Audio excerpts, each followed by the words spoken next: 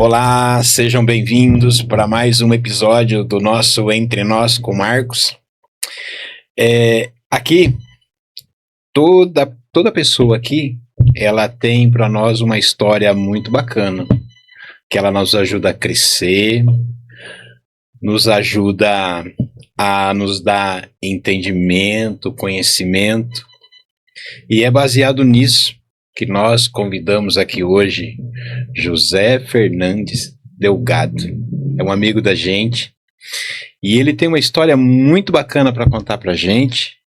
E na verdade nós chegamos aqui mais cedo e ficamos acho que quase 1 hora aqui conversando aqui e pela conversa, José Fernandes, dava para ficar o dia inteiro conversando. Nossa. Seja bem-vindo no meio de nós. É um prazer ter você aqui. Prazer, é uma satisfação muito grande poder estar aqui, né? O convite do Marcos, do Pedro, para estar aqui hoje é muito importante, porque além de poder falar um pouco da história da gente pode falar aquilo que a gente trabalha, aquilo que a gente faz, como que isso impacta nas pessoas, como impacta no ambiente que a gente vive, no ambiente que a gente trabalha, né? Então, assim, eu não sou Cambé, não sou natural de Cambé, a gente já conversou, né? Eu tô aqui em Cambé há 1 ano e meio, mas já tenho Cambé como... No coração, né? Sou natural de Bandeirantes, pertinho também, não é tão longe assim, mas tive uma oportunidade de trabalho muito boa aqui em Londrina, mas escolhi até mesmo trabalhando em Londrina, escolhi Cambé para morar, né? Então, apesar que meu trabalho em Londrina também influencia muito, tem reflexos grandes aqui em Cambé, né? Então a gente está criando cultura de cambeense, né? Criando a cultura de ser um cambeense aqui. Tenho feito amigos incríveis aqui, não posso reclamar. É um povo muito acolhedor. Muito. Né? Então, assim, muito realmente bom. Só tenho a agradecer mesmo tudo isso que eu tenho passado aqui no município de Cambé. Você sabe que eu tenho esse mesmo sentimento. Tenho mesmo. Eu sou nascido e criado em Londrina, né? E em novembro do ano passado, fui convidado para vir fazer parte do grupo de colaboradores da NET Digital. E eu vim para cá e eu falei, mas Cambé é uma cidade pequena, né? Londrina, né? E, rapaz, eu me sinto cambeense também. Me sinto mesmo. Gosto do pessoal aqui, tenho uma amizade com muita gente aqui. Eu me sinto bem em casa. E, inclusive, nós estamos patrocinando aí o time de Cambé, o CAC, né? E aí eu falei com o treinador, eu quero uma camisa. Agora eu vou torcer pro CAC, né? E eu tenho esse mesmo sentimento, gosto daqui e torço para que essa cidade cresça dia após dia. Legal. Isso é importante. É verdade. Ô José, vamos começar. Quem é o José? Conta um pouquinho para nós da sua trajetória. José, quem é o José Fernando? José Fernando, sou um jovem rapaz de 49 anos de idade. Mas vamos Molecão. Lá. Molecão de tudo. Né? De vez em quando dói aqui um pouquinho. São as coisas, mas não é da idade não, é mau jeito mesmo. É mau jeito. Mas vamos lá. Eu sou engenheiro agrônomo de formação. Legal. Sou mestre em agronomia e pecuária sustentável e doutorando na área de agronomia e produção vegetal aqui na UEL. Né? Fiz a minha graduação pela Unopar de Bandeirantes, depois o meu mestrado eu fiz ele na UEMP, também em Bandeirantes, e agora eu estou como doutorando aqui no curso de pós-graduação em agronomia na área de produção vegetal da UEL. Fora isso, aí tem especialização na área de tecnologias ambientais, na área de fertilidade do solo, mas profissionalmente hoje a minha atividade principal está sendo como agente regional de inovação, né, dentro do ecossistema de Cambé. Legal. Legal. Nós estávamos conversando um pouquinho ali. O agronegócio, eu entendia ele assim como se fosse só para colocar comida na mesa, né? Quando eu ver uma foto agro, aí imagina soja, milho, trigo, né? Mas a coisa não é assim não, né, José? É bem maior do que a gente pensa, né? O resultado final é comida na mesa, né, do agro. O resultado final é comida, não só comida na mesa, né? Porque quando a gente pensa em agronegócio, por exemplo, o agronegócio, ele está ligado a... Um dos resultados do agronegócio vai para a indústria automotiva, a gente está ligado à indústria de alimentos, à indústria farmacêutica, à indústria de cosméticos, né? Então o agronegócio ele é bem maior do que realmente a gente imagina. Então para chegar aquele alimento na mesa, né, para chegar a matéria-prima para a indústria de cosmético, para a indústria de alimentos, para a indústria de farmaco, para a indústria automotiva, tem toda uma cadeia de trabalho, toda uma cadeia de suprimentos, não é? Que ela tem que ser muito bem executada para a gente ter os resultados. Isso a gente chama dentro da agricultura de antes, durante e depois da porteira. Então, o que é o antes da porteira? É todo o planejamento. São as compras, as programações, o planejamento de como vai ser executado o trabalho dentro da porteira, que é na propriedade rural, né? A gente tem propriedades que são exclusivamente propriedades rurais, mas nós temos também agroindústrias, propriedades rurais, que também possuem indústrias dentro das suas dependências, onde eles processam os alimentos, e a gente tem também só parte da indústria, não é? E o depois da porteira é quando a gente colheu, e aí tem a colheita, a pós-colheita, vai para cooperativa, armazenamento, processamento, e na verdade o depois da porteira, ele termina aqui, ó. Tá vendo aqui, ó? Esse cafezinho que eu coloquei na xícara, eu sou o final da porteira.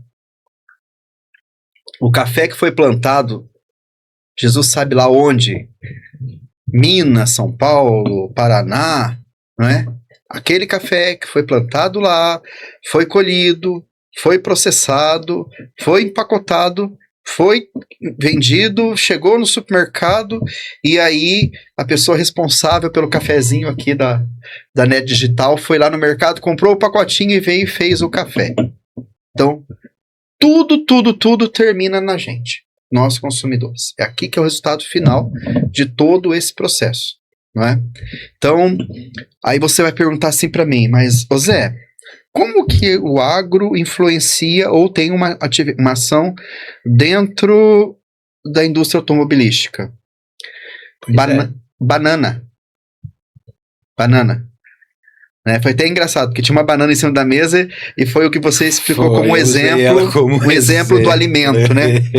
Mas a fibra da bananeira, porque banana é assim, banana, eu tenho a banana mãe, a bananeira mãe, a bananeira filha e a neta. Então a mãe deu lá os frutos, os dedos de banana, eu corto ela, porque daí o que era filha vira mãe, o que era neto vira filha, e aí vai sair um novo neto. Existe todo um processo, uma sequência de produtividade, isso daí é da natureza, isso a gente não consegue mudar. Mas aquela fibra, acho que todo mundo aqui, eu acho que já viu uma bananeira, o tronco da bananeira, quando você abre, ele é fibroso, ele tem uns quadradinhos ali. Aquela fibra, ela é utilizada, sabe na onde? Banco de carro. No banco do carro? Banco do carro. Se você pegar um banco de carro sem o tecido, sem nada, ele tem espuma, mas por baixo da espuma ele tem uma fibra. Ele tem parece uma palha ali. E é o tronco da bananeira. Que é a fibra de bananeira. Na indústria de cosméticos, que interessante. A gente tem aqueles cremes de banana, creme de laranja, óleo não sei do que. Tudo isso são extratos que vêm da indústria agrícola. Esses dias eu fui numa loja, sabe? Eu fui numa loja e tinha um creme pro cabelo, né? Mas o vidro era muito bonito, né? E eu fiquei com vontade de comprar. Eu falei, mas comprar pra quê, né? Não teve como, né? Mas era de uma fruta, eu não lembro se era de laranja, não lembro, tangerina, alguma coisa assim. Mas era bem bonito, sabe? Então, aí você vai para a indústria farmacêutica, xarope com sabor de morango, sabor de tutti-frutti, sabor de tangerina, aqueles sachêzinhos para anti-expectorantes. Para chegar naquele sabor, aquilo ali vem da indústria. O óleo é retirado da laranja, não é? A essência é retirada do morango. Não vou falar que a essência é tirada do tutti-frutti, porque não existe o tutti-frutti. Apesar, lá na faculdade, a gente fazer pegadinha com os calouros e... Não tem? Professor com os alunos, a gente falava, olha, você tem que trazer uma folha de pé de tutti-frutti pra mim. Mas, é um pé que dá uma flor cor-de-rosa. Aí nego vem com folha de pé de pé. Olha, eu achei o pé de tutti-frutti, mas não existe. Um querendo dar um migué no outro. Um querendo dar um migué no outro, né? Mas, por exemplo, então, na área do farmaco, né? Então a gente tem isso na indústria alimentícia, todos aqueles sabores que tem nos mais variados produtos, tudo isso aí são óleos ou essências que são retiradas. Na realidade, na agricultura a gente não perde nada. Então assim, eu tenho o suco de laranja. O Brasil é o maior exportador de suco de laranja do planeta. Nos Estados Unidos, a cada 5 copos de laranja consumidos, 3 são brasileiros. Sério? Na Europa, a cada 5, 4 são brasileiros. Não é? E o que faz eu extrair o suco da laranja? O que eu faço com aquela polpa, com aquela casca, com aquele bagaço? Aquilo ali se transforma em ração animal. Aquilo ali se transforma em óleo para essência. O amendoim é a mesma coisa. Ó, eu trabalhei por muitos anos numa empresa familiar em Bandeirantes. Meu tio, ele é pecuarista, então ele cria gado de corte. E a gente tinha que fazer os cálculos da receita, né, de nutrição animal. E o que ia ali? Farelo de amendoim, farelo de algodão, farelo de arroz, polpa de laranja, fora os outros sais minerais, que aí você comprava o sal mineral e fazia a inclusão. Então, para você ver, o que é o farelo do amendoim? É a empresa da indústria, o resíduo do amendoim, que é aquele farelo. Opa, vamos usar ele para alimentar gado. Vamos farelo de arroz. Para quem não sabe, o processo de arroz, o arroz ele vem em casca, e a diferença de um arroz branco para um arroz e para o arroz integral é uma película que vem por cima, que é ali naquela película mesmo que está todo o nutriente do arroz. Eles falam que é polido, né? Isso, aí a gente pule o arroz, ele fica branquinho e sai um pó. É até um pó que com o tempo ele solta um óleo, né? Então, e ele é extremamente nutritivo, que a gente fala que é o farelo de arroz, né? O algodão, a mesma coisa. A laranja, pellet de laranja. Pellet de laranja é uns quadradinhos assim, que é feito da polpa da laranja, todo aquele do bagaço, da casca, tudo que sobrou, aquilo ali é processado e é dado para o animal. É fornecido para o animal se alimentar, para o boi, e aí através daquilo ali o animal ganha massa muscular, ganha peso. O resultado de tudo isso daí é proteína. Aí a gente vai lá pro lado do aveia branca, aveia preta. A aveia preta é uma aveia que a gente só pode usar pro animal. A aveia branca é aquela aveia que a gente consome, óbvio, ela é processada. Com banana. A gente come ela com banana, com iogurte no dia a dia. Muito bom. Né? Mandioca, tem mandioca de mesa, mas tem a mandioca brava que o pessoal fala. E essa mandioca brava não pode comer? Não. Não pode? Não, ela tem um arsênio. E aí isso mata a pessoa. Então ela é exclusivamente para a indústria. Ela não é aquela mandioca que não é aquela mandioca que a gente tem lá na prateleira do supermercado ou que a gente tem no fundo do quintal. E nunca vai acontecer de uma pessoa desavisado, Não. passar e falar, eu vou pegar um pé dessa mandioca para comer. Não. Aí Nossa. pode acontecer. E Porque como é na propriedade rural, né? E como que é importante isso aí a gente saber, né? E como que a gente vai distinguir a que pode comer e a que não pode? Existe alguma forma, alguma folha Ela tem uma diferente? coloração diferenciada na hora que você... Da própria mandioca. A coloração dela é um pouquinho diferenciada, era um tom um pouquinho mais forte, mas... geralmente, quando é para a indústria, toda a produção, toda a área, ela já é mesmo destinada para aquilo lá, e aí ela é em área fechada, né? Então, geralmente, é difícil acontecer de uma pessoa conseguir ir lá e pegar a mandioca, porque geralmente, como eu posso te explicar? Quando você tem a propriedade rural, todo mundo ali em volta sabe que você planta, né? Então as pessoas já sabem, não, aquilo ali é mandioca brava, ela não pode, eu não posso estar, mas ela é destinada exclusivamente para a indústria, para fazer fécula de mandioca, ela é processada, e aí vira farinha de mandioca, que daí ela é segura para consumir, vira sagu, que é uma coisa bem legal também, de vez em quando você fala para os alunos, olha, o pé de sagu, né? Aí a gente fala, mas sagu vem da mandioca, né? Então é fécula de mandioca, polvilho doce, polvilho azedo, que é para fazer biscoito e tudo mais. Pão de queijo. Isso aí tudo vem da mandioca brava. Né? Então uva, tem a uva de mesa, que é aquela uva bonita que a gente compra no mercado, que geralmente são docinhas, que são para fazer, porque a gente consome in natura ali. E aí tem a uva que ela é própria para a indústria do vinho. Então elas já são mais azedas, elas são diferenciadas, elas são cultivadas e trabalhadas de uma forma diferenciada, porque elas já vão diretamente também para a produção de vinhos. Então, cerveja a gente precisa de cevada, precisa de lúpulos, né? Tudo está envolvido. Tudo está envolvido. Né? É que assim, a gente vê, as pessoas veem muito o agro hoje como soja, milho e trigo. Presente. Né? Soja, milho e trigo, boi, porco, frango, que são aquilo que a maioria das pessoas tem mais contato. Mas o agro é muito maior, então existe uma indústria que depende da cevada. A indústria de bebidas, cerveja, precisa de cevada, precisa de lúpulo, são todos aqueles ingredientes que estão ali dentro, não é? Hortifruti, o tomate, o pepino, pimentão, não é? Tudo isso daí é a área de hortifruti que a gente fala, que é a produção em estufas, mas tem a parte de frutíferas. Por exemplo, o Nordeste brasileiro ele é um grande produtor de frutas para exportação.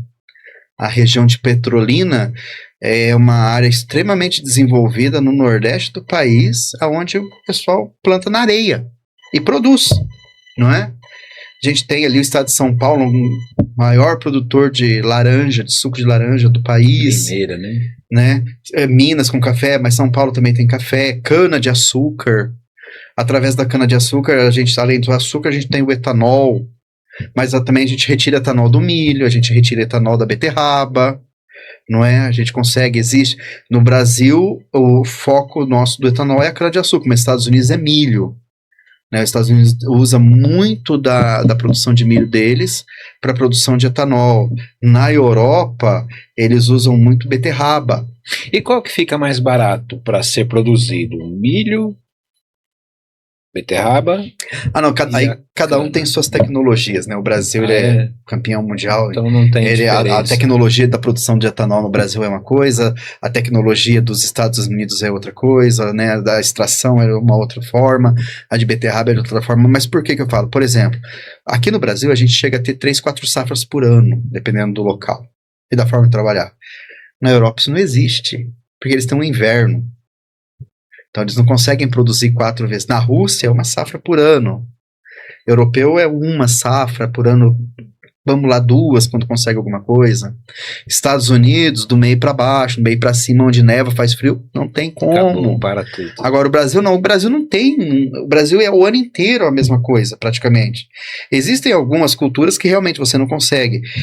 Quando a gente fala de determinadas frutas, maçã, ameixa, pera, são frutas, um exemplo, né, que elas gostam de um ambiente mais ameno de temperatura. Então, onde que tem isso aí? No sul do Brasil, não é? Arroz, o maior produtor de arroz do Brasil é o Rio Grande do Sul. Depois a gente tem lá no norte, Roraima, aqui, Querência do Norte, né?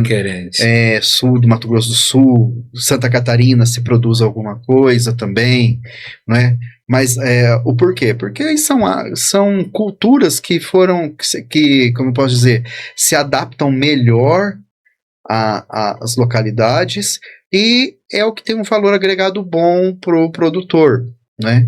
Aí, então assim, quando eu falo, a gente estava conversando, por exemplo, quem que devia pagar a conta do produtor rural? Era o milho. E a soja ser só lucro.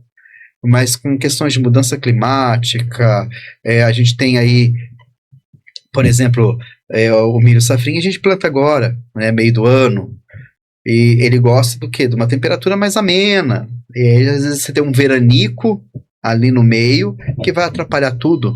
E aí falta precipitação de água, isso tudo afeta. Conforme a temperatura, eu tenho proliferação de... Nossa, trovão. Vai cair chuva.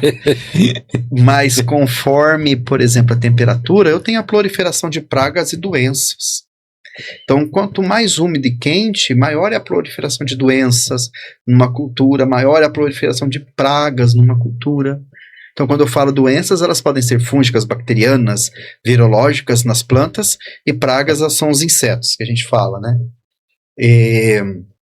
Então, assim, dentro da agricultura a gente trabalha muita coisa, a gente trabalha agricultura de precisão, avaliação, planejamento, mecanização agrícola, regulagem de máquina, manutenção de máquinas, tudo isso daí dentro da agricultura faz parte do trabalho do engenheiro agrônomo e do técnico agrícola, né?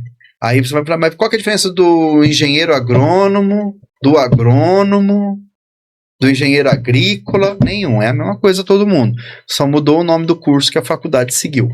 Né? Agora, em relação ao engenheiro florestal, não, aí sim, aí o engenheiro florestal ele é voltado exclusivamente para a floresta. Só que é uma coisa engraçada, importante, quer dizer, dentro do curso de agronomia a gente estuda silvicultura, e em silvicultura a gente estuda área florestal. Então assim, o curso de agronomia ele é maravilhoso, eu sou apaixonado, é uma área extremamente ampla, né? A gente teve conversando, o engenheiro agrônomo a gente tem ali construção rural, a gente tem desenho técnico, economia rural, direito agrícola, administração rural, né? Então, quando você vai entomologia, né? Entomologia é inseto, a gente estuda todo inseto, a parte do inseto, como que ele é feito, como ele é por dentro, morfologia interna, os sistemas respiratórios, nervoso, sistema... o circulatório, digestivo. Então a gente estuda tudo isso daí. Depois ele vai para uma outra disciplina, que é entomologia aplicada, é como combater o inseto. Ou seja, o que eu vou usar para atingir um inseto numa certa área para que ele morra. Geralmente o inseto morre de fome, tá? Ele sempre vai morrer de fome. Porque se eu ataco o sistema nervoso central, ele para de se mover, ele não consegue se alimentar. Se eu ataco o sistema digestivo, eu destruo o sistema digestivo, ele não consegue se alimentar. Se eu ataco o sistema respiratório, ele não vai respirar. E aí ele não. Então, geralmente, ele fica inanimado e acaba morrendo de fome. Na planta é a mesma coisa. Então, a gente estuda fisiologia vegetal, morfologia vegetal, e depois tem a fitossanidade, né? Fitopatologia, a fitotecnia, que a gente estuda tudo isso daí, que daí são as formas de conhecer as doenças. Você conhece a planta, você conhece a doença, você conhece aonde ela ataca dentro da planta e como combater isso daí. Né? Então é muita coisa, assim, em 5 anos de faculdade você estuda umas 40 matérias diferentes, né? Então é muita coisa.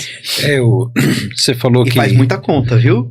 Então para fazer agronomia a pessoa tem que gostar de fazer conta. Tudo é conta, tudo é matemática. Só saber a distância que vai plantar uma plantinha na outra. A distância de uma plantinha na outra, então, uma plantinha na outra de distância. Depois a distância entre as ruas da plantinha. Isso me dá quantas plantas no hectare? Então, aí, né? Complica. Aí esse hectare virar o quê? E aí com base em tudo isso daí, a gente faz os cálculos É com base nisso que a gente faz as contas matemáticas para quanto de fertilizante vai ser utilizado, quanto de um inseticida, de um herbicida eu vou utilizar na pulverização, na irrigação é o cálculo para saber quanto de água eu vou fornecer, a drenagem, a gente estuda hidráulica para compreender Hidráulica? Na agronomia se estuda hidráulica. Aonde se encaixa hidráulica? Em irrigação. Em irrigação. A gente faz o cálculo de irrigação, a gente estuda hidráulica, a gente estuda mecanização agrícola, e aí você faz o cálculo de regulagem de equipamento, quanto que vai cair por hectare de um determinado produto, então as regulagens, isso aí a gente tudo estuda. Então, por exemplo, com base na distância entre plantas e na distância entre linhas, eu tenho um cálculo matemático, uma previsão de quanto aquela área pode me fornecer lá no final de um determinado produto. É uma estimativa de produtividade.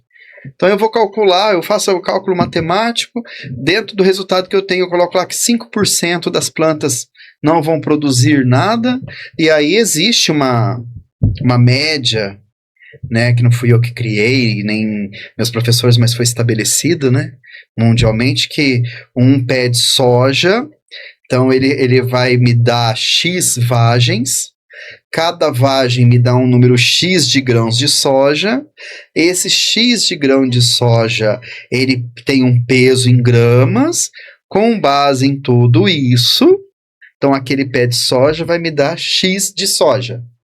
Aí eu vou multiplicar pela quantidade de plantas de soja que poderiam estar produzindo dentro daquele espaço.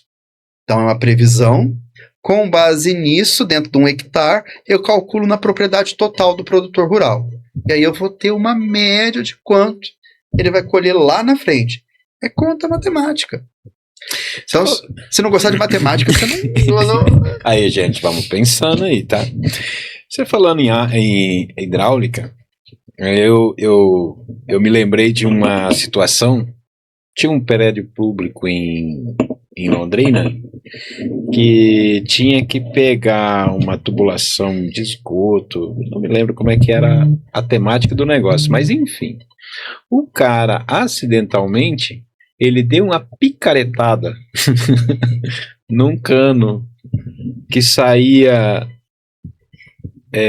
no pátio da empresa e ficou buraco, e não achava como fechar aquilo lá para arrumar, e o cara falou para mim, falou assim, olha, vai ter que fechar a água para arrumar. Falei, misericórdia. Aí eu falei pro cara, põe um pauzinho, alguma coisa aí para não vazar água, mas não vazava muito não, e eu vou dar uma olhada. Aí eu fui numa loja em Londrina, na Duque de Caxias.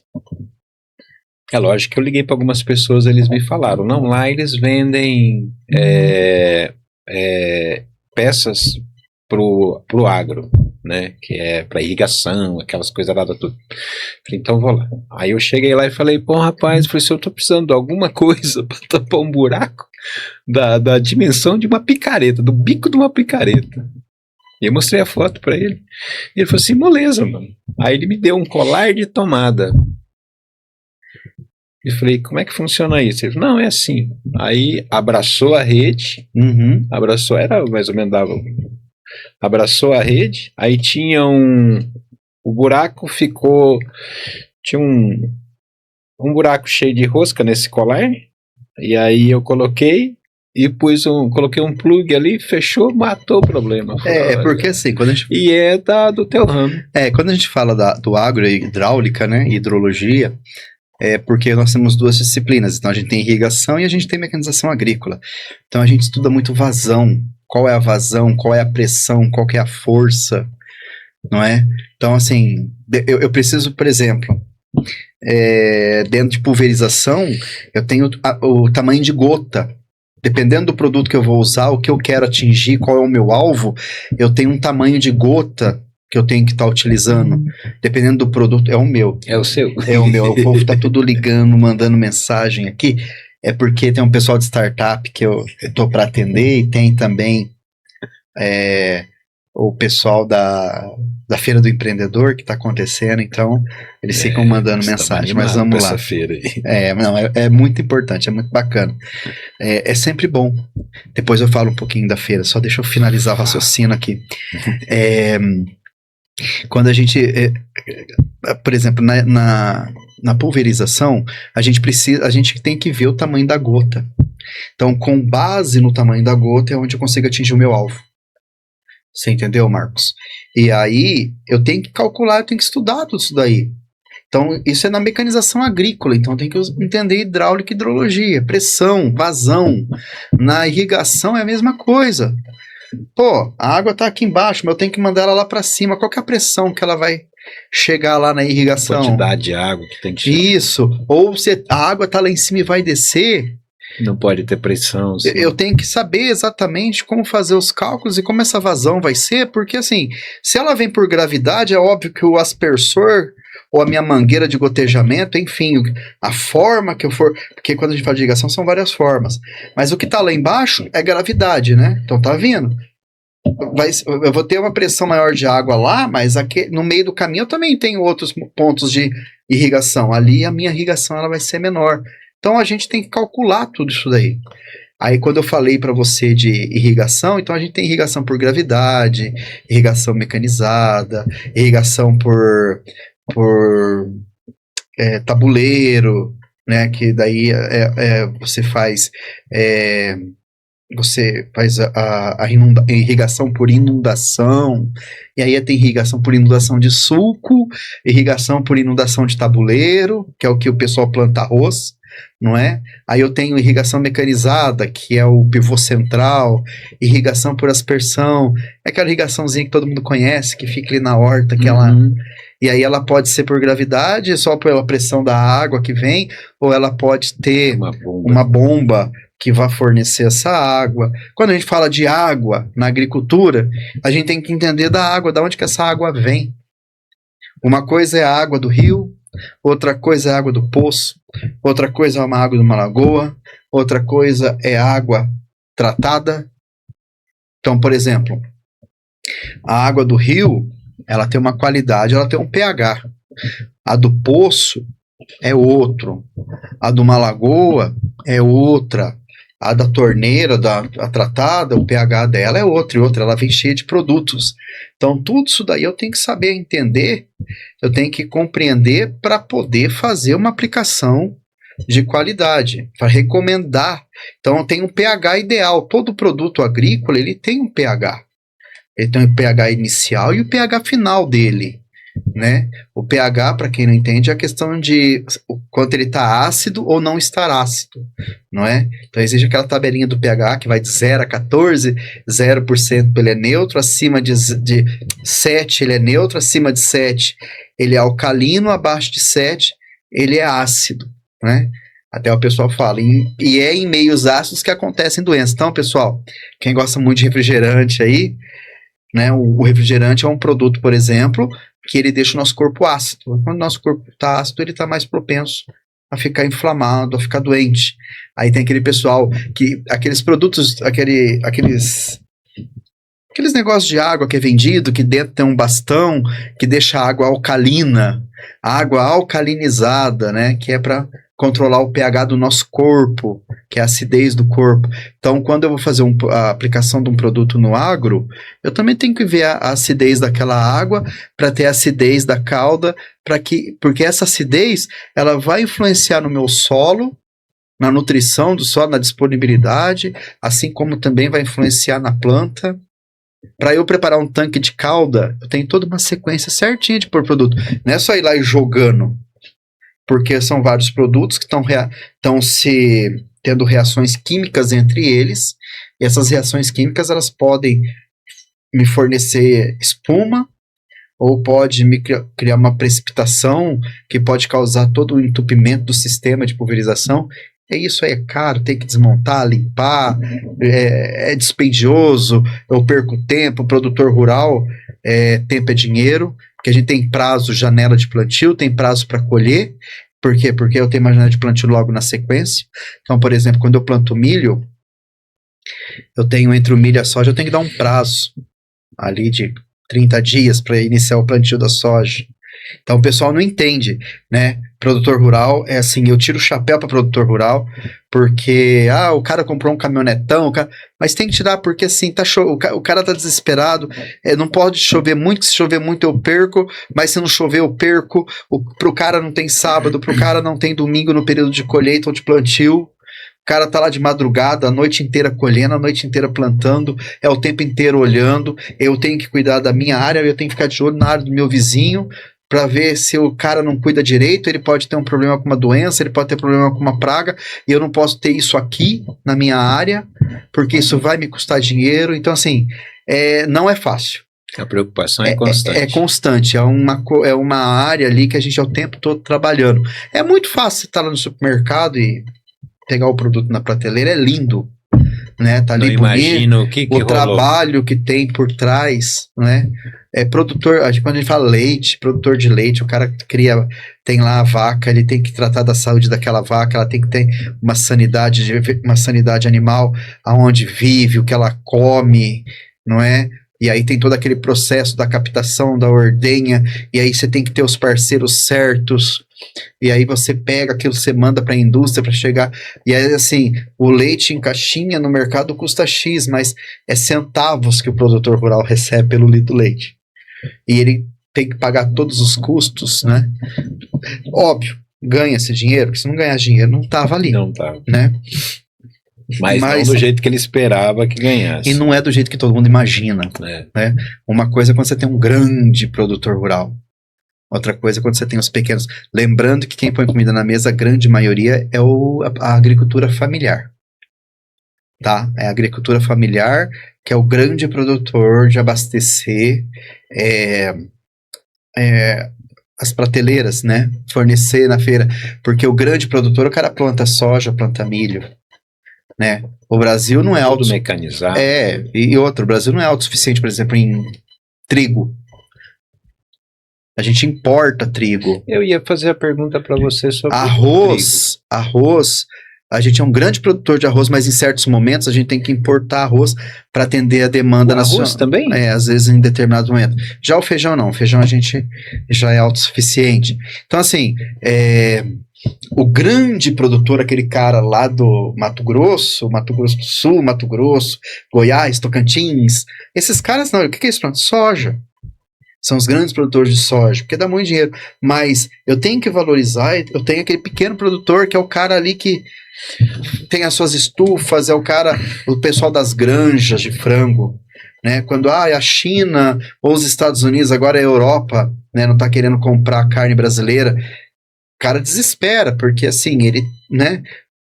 Eu tenho uma oferta maior do que uma demanda, então o meu preço da carne vai baixar e os meus custos não abaixam. Porque o meu custo é em dólar. Não é em real. É em dólar. Porque o Brasil, por exemplo, ele não é autossuficiente em fertilizantes. A gente tem que importar fertilizantes. Vem da Rússia, né? Vem da Rússia. Né? O Brasil, hoje mesmo eu estava vendo uma reportagem que o Brasil, a gente está sentado em cima de uma das maiores reservas de terras raras do planeta. Então a gente tem a terra, mas a gente não tem a capacidade de processamento. Quem tem isso no planeta que consegue é a China, é a empresa que processa. Então, assim, se eu vender para eles, eu estou vendendo minério, mas eu não estou vendendo valor agregado. Eles que vão processar isso e me devolver depois, me vender mais caro, né? Então, assim, mas quando a gente vê toda essa engrenagem funcionando, realmente é uma coisa que tem que ser visto com bastante carinho, tudo isso daí, porque a gente está totalmente conectado, né? Então, se eu tiver um probleminha, setor financeiro, quebrou um banco, não é acontece aí, né, a gente viu ultimamente um grande caso, isso influencia, porque se eu tenho produtores que investiram ali, não é? Aquilo ali é efeito cascata, onde o cara tira o dinheiro. Não é? Quando eu tenho um problema, não choveu, né? A produção foi fraca daquele ano, a gente vê no comércio da cidade. Vende-se menos nas lojas, não é? Então, quer dizer, As pessoas começam, isso influencia o poder de compra. Então, assim, na verdade, é aquilo que a gente conversou. A gente está todo interligado. É um ecossistema, né? Nós estávamos conversando de ecossistema. Sim. Então, é um ecossistema ali que ele está integrado. Não tem como, hoje, não tem como desvincular mais, né?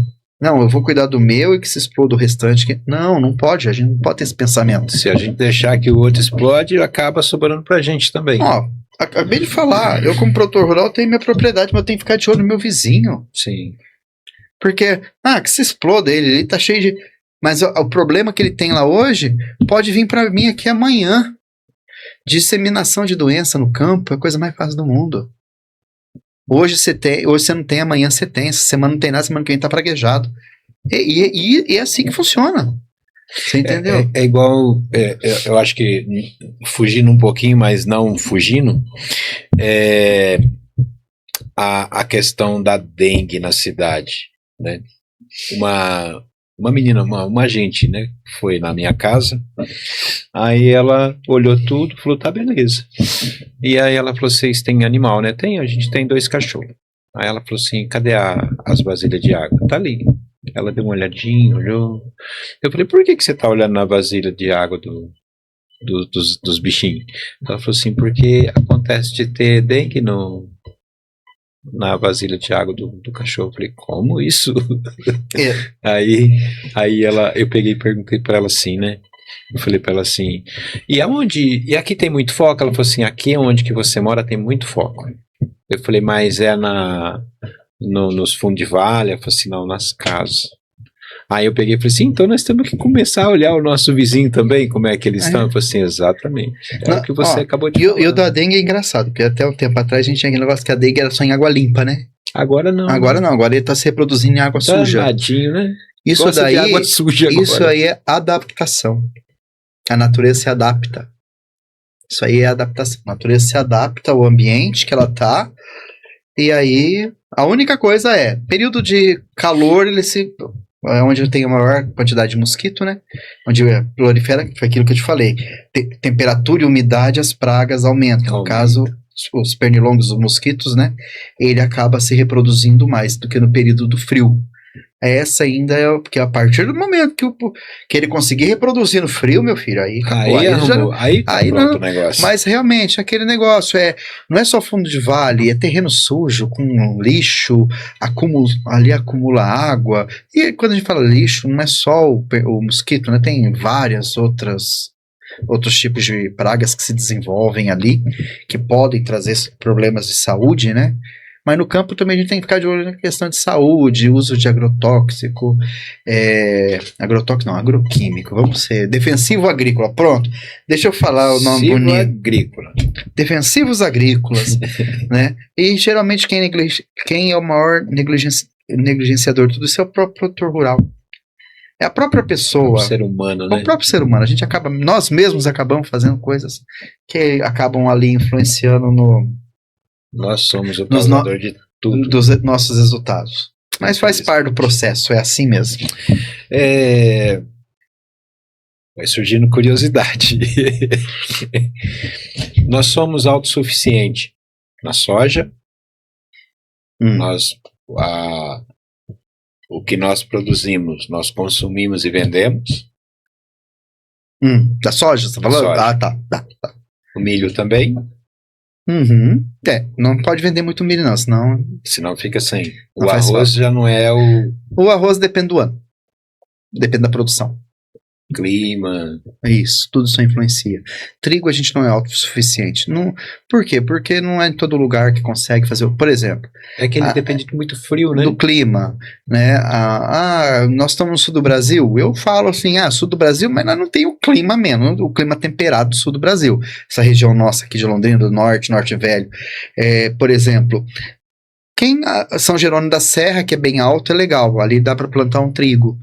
Mas outras áreas não vai. Por quê? Porque o período do meio do ano, que é o nosso inverno, é muito quente para ele. Então ele não vai se desenvolver. É quente ainda? É quente, é considerado quente. O nosso inverno é considerado... Nós estamos aqui agora, nesse exato momento, e você viu que você falou assim, nós estamos com calor. né? Usa o ar-condicionado. Então, hoje tá fresco. Ontem, mas no começo da semana tava calor. Né? Semana passada tava calor, sol. E pra semana que vem já tá marcando de novo temperatura alta. Quer dizer, nós estamos no inverno que a nossa mínima é o quê? Tá na casa dos 16 a média, a máxima na casa dos... Ontem eu tava andando de carro, ontem eu tava marcando 31 no termômetro do meu carro. Não é? Pô, então esse é o nosso inverno. Já pensou? Que na Europa isso é o verão deles. O verão do europeu é essa temperatura. E para nós é o nosso inverno. Você vai pro Nordeste, então nem tem isso, né? Diz pra mais. Eu acho engraçado. Tem uma amiga minha que morou, eles eram do Pará. Na época vieram para Bandeirantes, depois voltaram para o Pará. Mas eles foram conhecer chuveiro elétrico aqui. Porque lá não precisa de chuveiro elétrico. A água é quente, a água é morna o tempo todo. Então, ó, para você ver que, né, é um país tão grande com tantas diferenças, né? Agora, você sai daqui de Londrina, você vai para Curitiba, você já sente a diferença. Né? A gente desce ali Ponta Grossa para baixo, a gente já começa a sentir aquela diferença do nosso... na careca. A gente começa a sentir essa diferença de temperatura.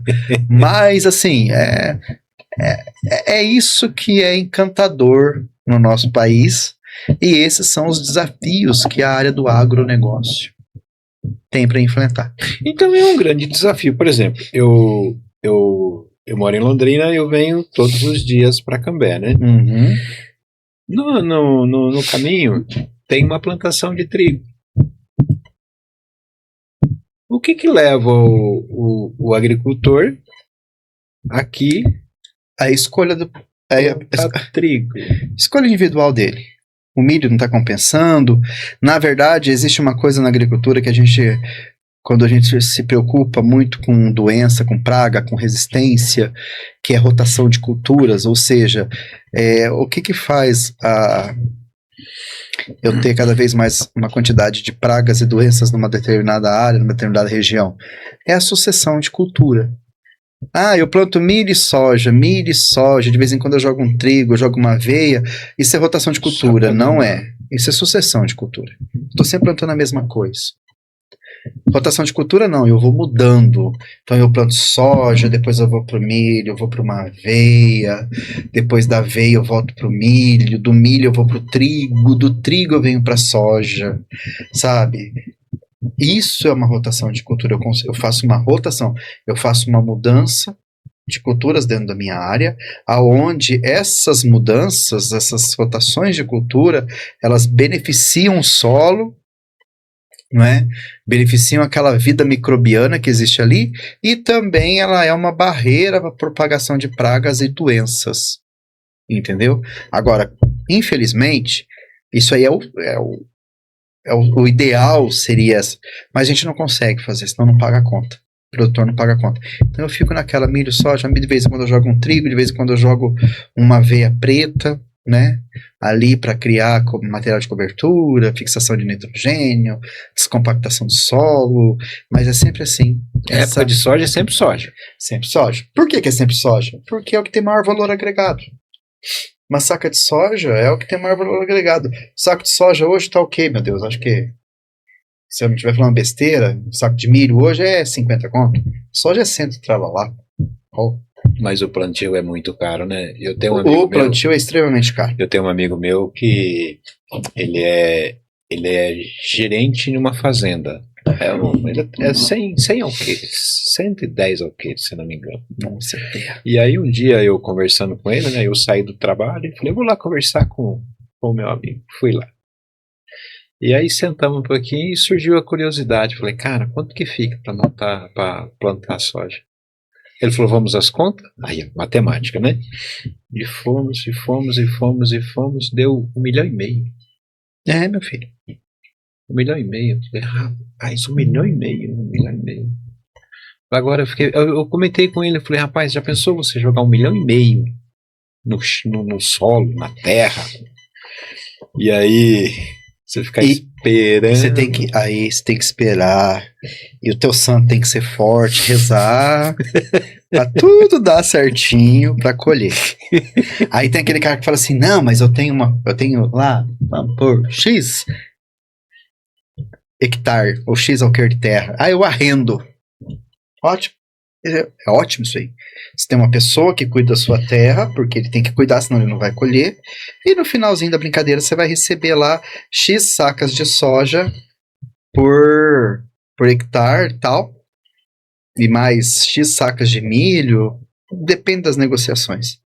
O problema é, se der errado e não produzir, Fica os dois chupando um dedo. o último que vai receber é o dono da terra, tá? Porque a cooperativa não fica sem receber e o banco também não fica.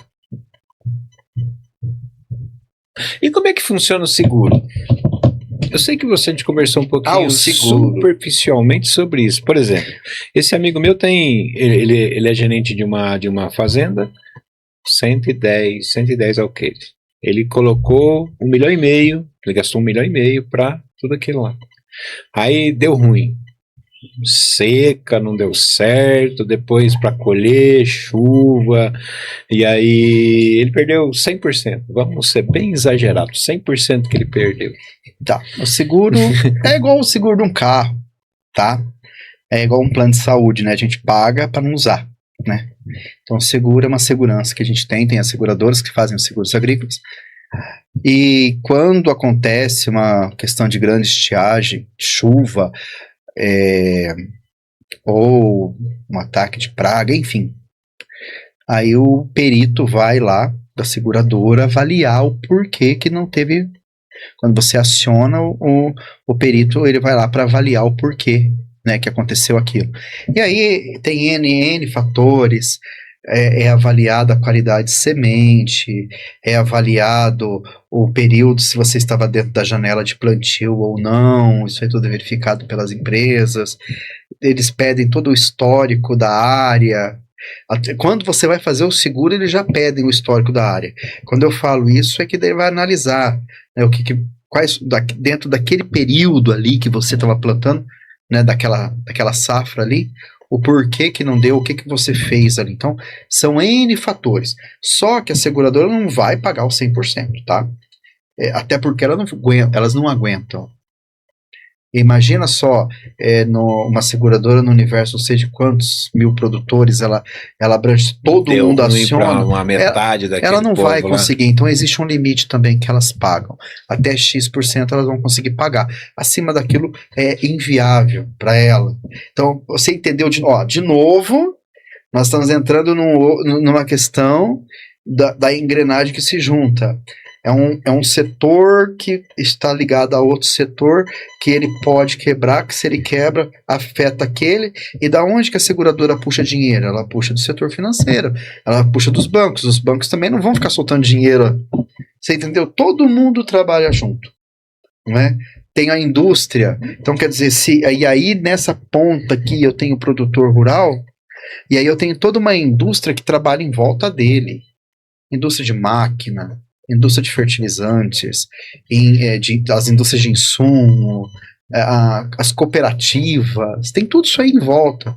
Então, assim, todo mundo tem que trabalhar junto para que todo mundo esteja bem, para ficar sadio esse ecossistema todo. Senão isso aí Senão não funciona. Senão não funciona.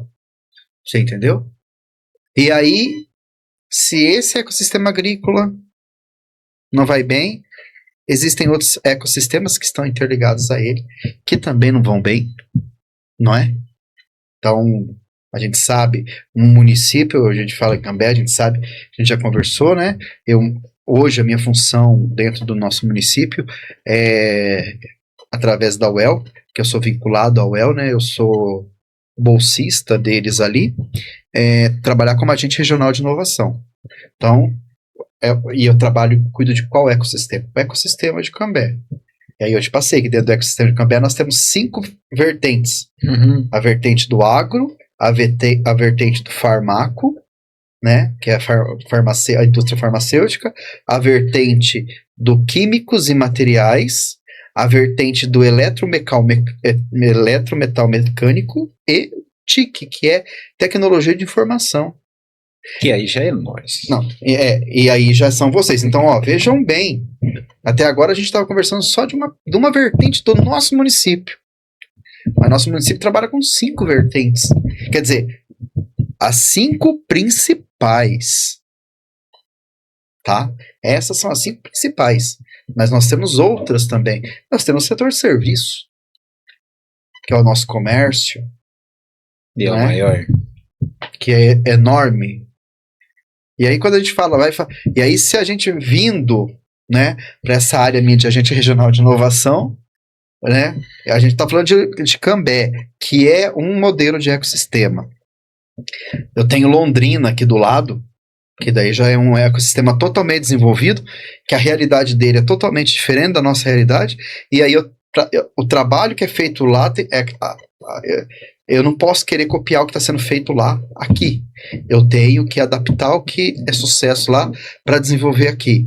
Ah, mas vamos esquecer Londrina, que é grande, vamos para Ibiporã, né? Nossa cidade irmã do lado. É um outro ecossistema também de inovação, né? Quando a gente fala dentro do ecossistema, também já é um ecossistema mais desenvolvido que o nosso, né? Ele já está mais desenvolvido que o nosso. Então, eu tenho que... o mesmo que funciona lá, não funciona aqui, e o mesmo que funciona aqui, provavelmente não funcione lá. A gente tem Rolândia do lado, é a mesma coisa. Nós temos Maringá, por exemplo. O que funciona para o ecossistema de Maringá não bate com o de Londrina. Né? Londrina está mais desenvolvida que Maringá. Então, ó, para você ver como que funciona a coisa. Então, assim, a gente sempre trabalha com realidades distintas. A gente tem que pensar sempre no todo, mas com realidades distintas. Então, dentro do meu universo de Cambé, com as minhas 5 vertentes, elas não vão trabalhar 100% idênticas às 5 vertentes de Londrina, que não trabalham e também... Mas vamos tirar Londrina porque vamos supor, um outro plano, um outro degrau acima de nós. Eu tenho um parecido com o Ibiporã, mas as 5 vertentes deles não funcionam idênticas às minhas 5.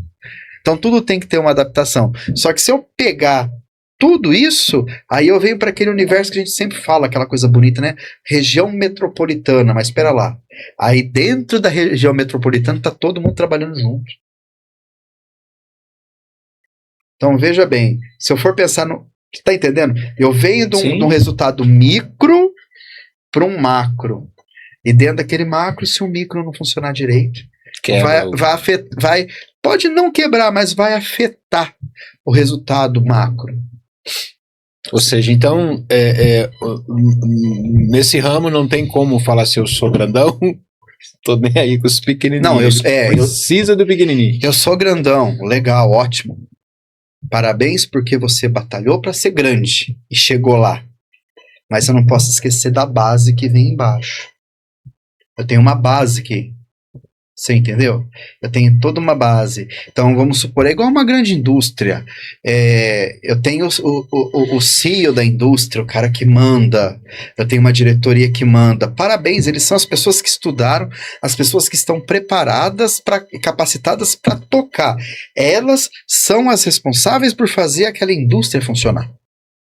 Um fazendeiro, um produtor rural de uma grande propriedade rural, que a gente tem que considerar, hoje em dia eu sempre falei para os meus alunos, uma propriedade rural não é mais uma simples propriedade rural, é uma empresa. É uma empresa, que legal, né? Isso é uma empresa que tem que ser gerida de uma forma consciente, porque existem pessoas que dependem dela. Então, aqui eu estou falando de uma grande empresa, né, ou de uma grande propriedade rural, eu tenho uma pessoa, um grupo de pessoas que são responsáveis pela vida, pela saúde, vamos dizer assim, financeira e gestão dela, ok? Então, as pessoas que estão ali, elas batalharam para estar ali naquela posição, elas são capacitadas, elas se desenvolveram para aquilo. E o trabalho delas é extremamente importante para fazer tudo ficar de pé. Mas eu não posso esquecer de quem está embaixo. Porque aquela pessoa, aquele grupo que está embaixo é o que faz tudo funcionar. Então, se ali também não estiver bem, não adianta eu ter aqui em cima um monte de pessoas capacitadas e um monte de pessoas desenvolvidas, se quem está aqui embaixo não está legal, o resultado não vai ser bacana. A mesma coisa não adianta aqui embaixo tá tudo ok, e lá em cima eu tenho gente fazendo bagunça, vai prejudicar tudo isso aqui. E aí é o seguinte, isso é uma empresa, isso aí é um indivíduo geral, grande. Aí se aquele indivíduo grande vai mal, isso vai refletir em todo o restante. A gente vive numa... Legal tua fala. A gente vive numa região que é bem interessante. Graças a Deus, Cambé, Londrina, nossa região, nós temos muitas empresas. Então, Deus me livre e guarde, uma delas fecha, sente o baque um pouquinho, mas nem tanto. Agora imagina uma cidade pequena. Eu venho de Bandeirantes. Bandeirantes, até um tempo atrás, só tinha uma grande indústria, que era a usina Bandeirantes. Tá? Hoje existe uma grande fábrica de ração. Mas teve um período em que a usina ficou extremamente numa situação que não só ela, como todos os usineiros passaram um período difícil. E isso influenciou drasticamente na economia do município. Então veja bem, como que é a responsabilidade cooperativa? Aí você pega uma cidade, às vezes que não tem grande indústria, mas ali tem cooperativas.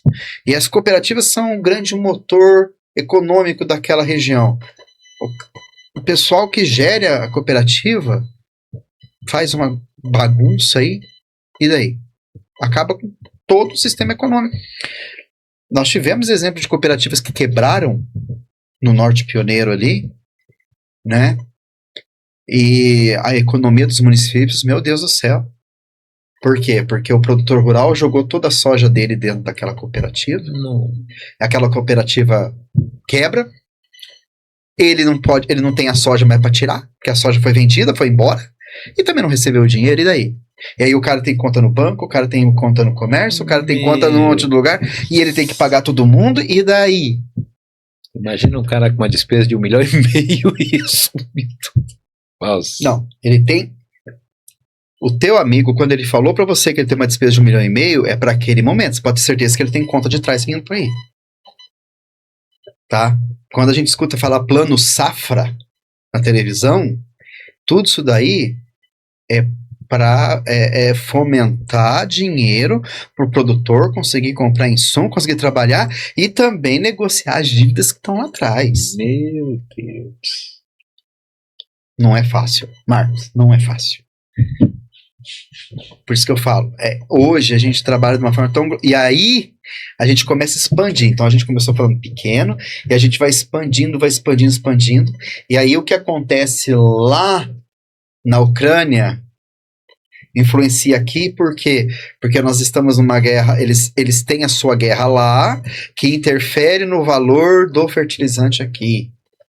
Aí acontece uma briga dos Estados Unidos com a China, e aí o dólar, não sei o que, acontece a questão do dólar, e o dólar dispara por uma coisa que a gente não tem nada a ver. A minha vida, eu, você, o Pedro, a pessoa que estiver nos ouvindo, não tem nada a ver com a bagunça deles lá.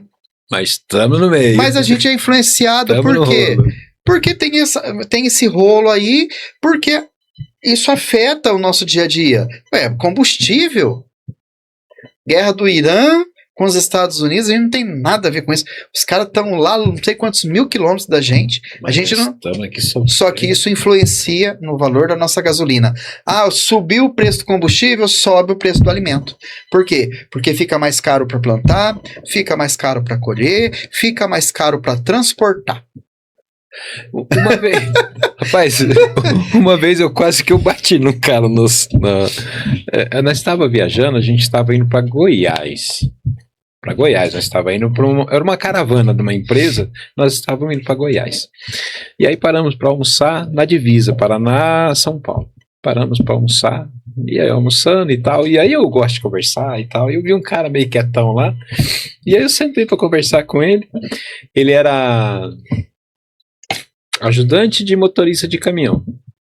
Era um caminhão de Umuarama que transportava sofá, que ia para São Paulo para vender o sofá. Eles fabricavam em Umuarama, vendiam em São Paulo. E aí o cara tava nessa pegada.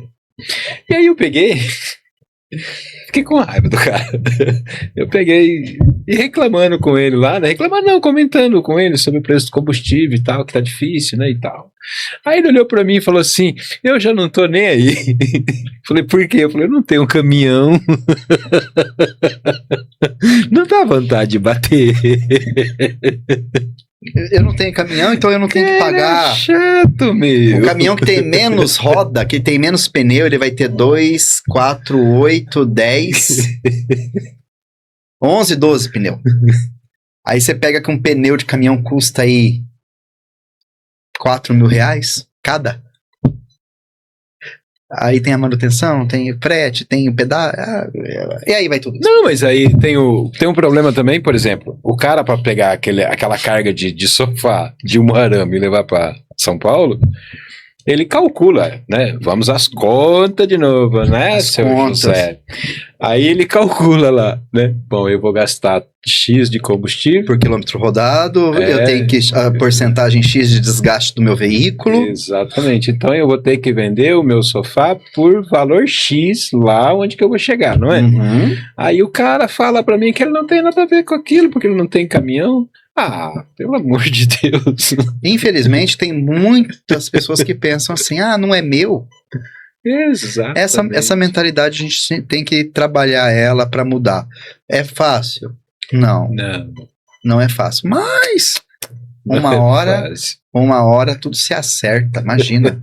Mas é desse jeito mesmo. Aí o cara chega com o sofá lá, mas daí vem um outro de Araponga que também levou um sofá para vender lá. O sofá é mais barato. Aí o cara que tá comprando o sofá não vai querer comprar desse de Umuarama, vai querer comprar aí, não, mas para eu comprar teu você tem que fazer mais barato. Eu sei do que é isso porque trabalhando em Bandeirantes a gente passou por várias situações, né, porque uma das ações lá era beneficiamento de cereais. Eu não vou comprar o teu produto porque eu tenho tal produto aí que é R$10 mais barato, fardo. Mas o caminhão que parou em Araponga, o outro rodou mais 200 quilômetros ainda. Então assim, sabe, é complicado. E aí é questão de mercado, mas faz parte do processo. Como diz um professor meu, faz parte do processo. Deixa acontecer. Ô José, eu vi no teu perfil do seu WhatsApp, atrás de você tem uns trator, né? Baita de uns pneuzão, uns trator. Que é uma foto da AgriShow. Nós estamos em 26 de 2024. Foi em Cornélio, não foi? Não, a AgriShow é em Ribeirão Preto. Ribeirão Preto? Ribeirão Preto. Eita, você vai longe, hein? A gente roda. Mas é muito. Eu acho assim, é a maior feira de tecnologia agrícola da América Latina. É muito bacana. Ali você tá andando, você tá escutando inglês, você tá escutando mandarim, você tá escutando espanhol, você só escuta a língua enrolada do povo. Em 2026 já foi? Já foi, ela sempre acontece no mês de abril, então pro próximo ano nós temos ali, acho que assim, vale muito a pena.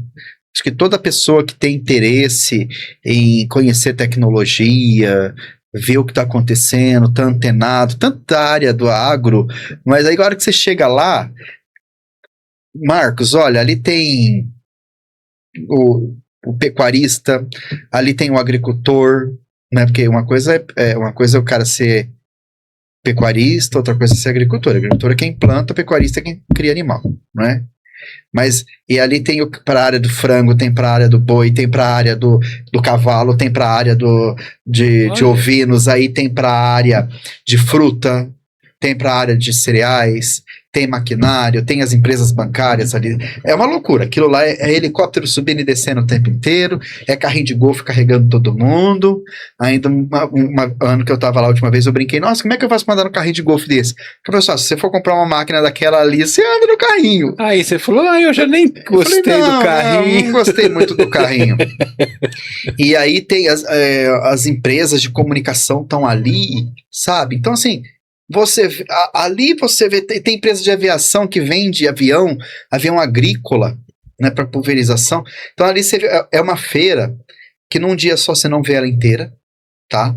Ela começa às 8 da manhã, vai até às 18 horas. Um único dia? Não, ela é uma semana toda. Uma semana. Ali ela movimenta. O ano que eu fui, na hora que eu tava saindo, eu fui no último dia.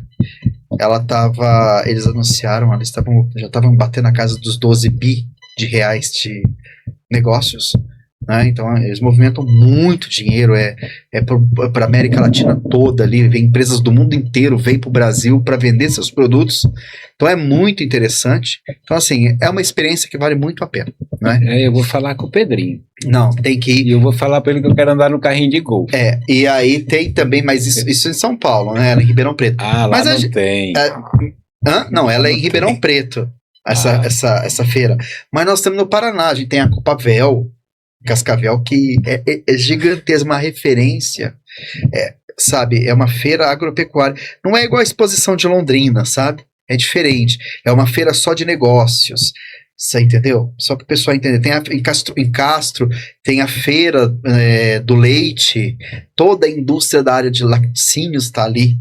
Então é muita coisa. Então são eventos, são feiras que acontecem no Paraná, acontecem em São Paulo, que vale muito a pena ver, sabe? Vale muito a pena você ir visitar, né?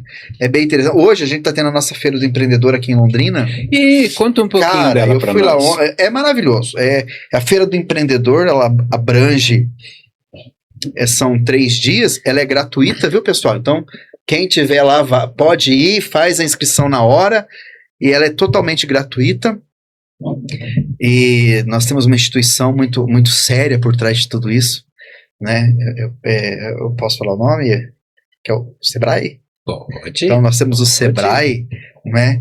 Que é um parceiro do empreendedorismo. É de casa. O Sebrae, ele é um parceiro da empresa, ele é um parceiro do empreendedorismo.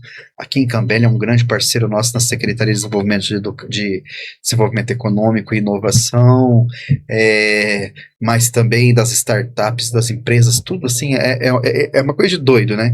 Ele é uma empresa... Ela não é uma empresa pública, mas ela é vinculada ao governo federal e que o fomento da inovação e do empreendedorismo.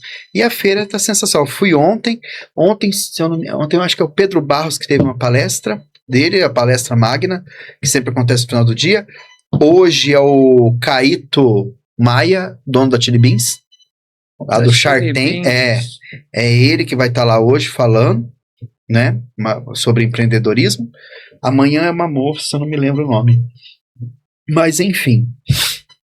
E ali você tem N palestras acontecendo o dia todo a respeito de inovação, a respeito de empreendedorismo nas mais diversas áreas. Também tem ali rodadas de negócios, empresas, empreendedores fazendo negócios com startups, com pessoas que têm as suas empresas e elas querem dar uma alavancada na empresa. Então os consultores do Sebrae estão lá fazendo esse trabalho, atendendo as pessoas. Existem as salas de negócio.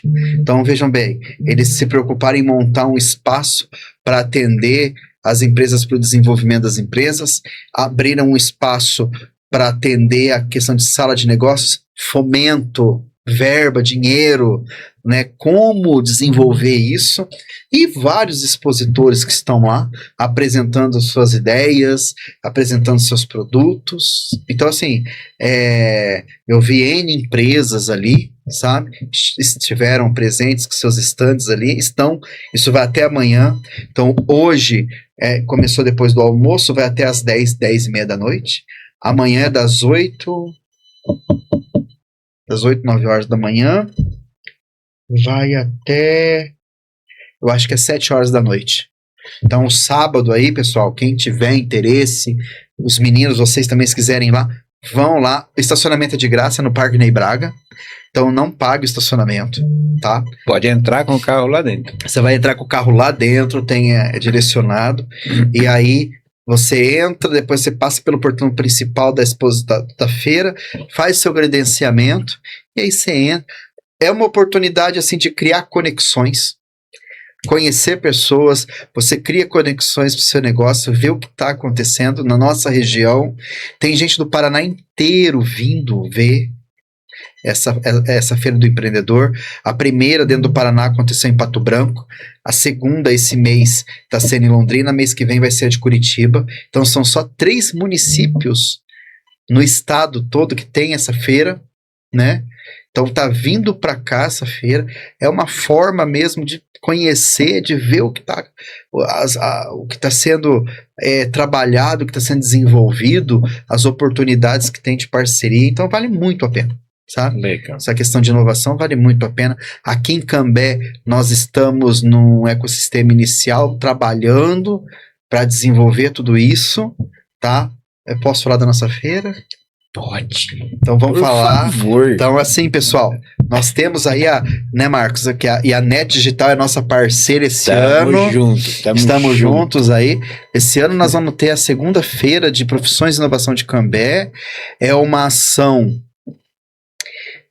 da Prefeitura de Cambé, né? Através da Secretaria de Desenvolvimento Econômico e de Inovação, da ASIC, Associação Comercial de Cambé. Esther, um abraço, Esther. E também a governança do município, que vocês fazem parte da nossa governança de inovação. Então é uma ação... É uma honra.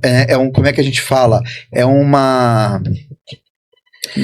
um programa, né, de ação que é feito, uma das ações desenvolvidas, aonde nós vamos ter ali 47, 48 expositores entre empresas do município de Cambé e algumas empresas de Londrina que tiveram interesse em estar presente conosco, instituições de ensino de peso, como o UEL, o FPR, o TFPR, né?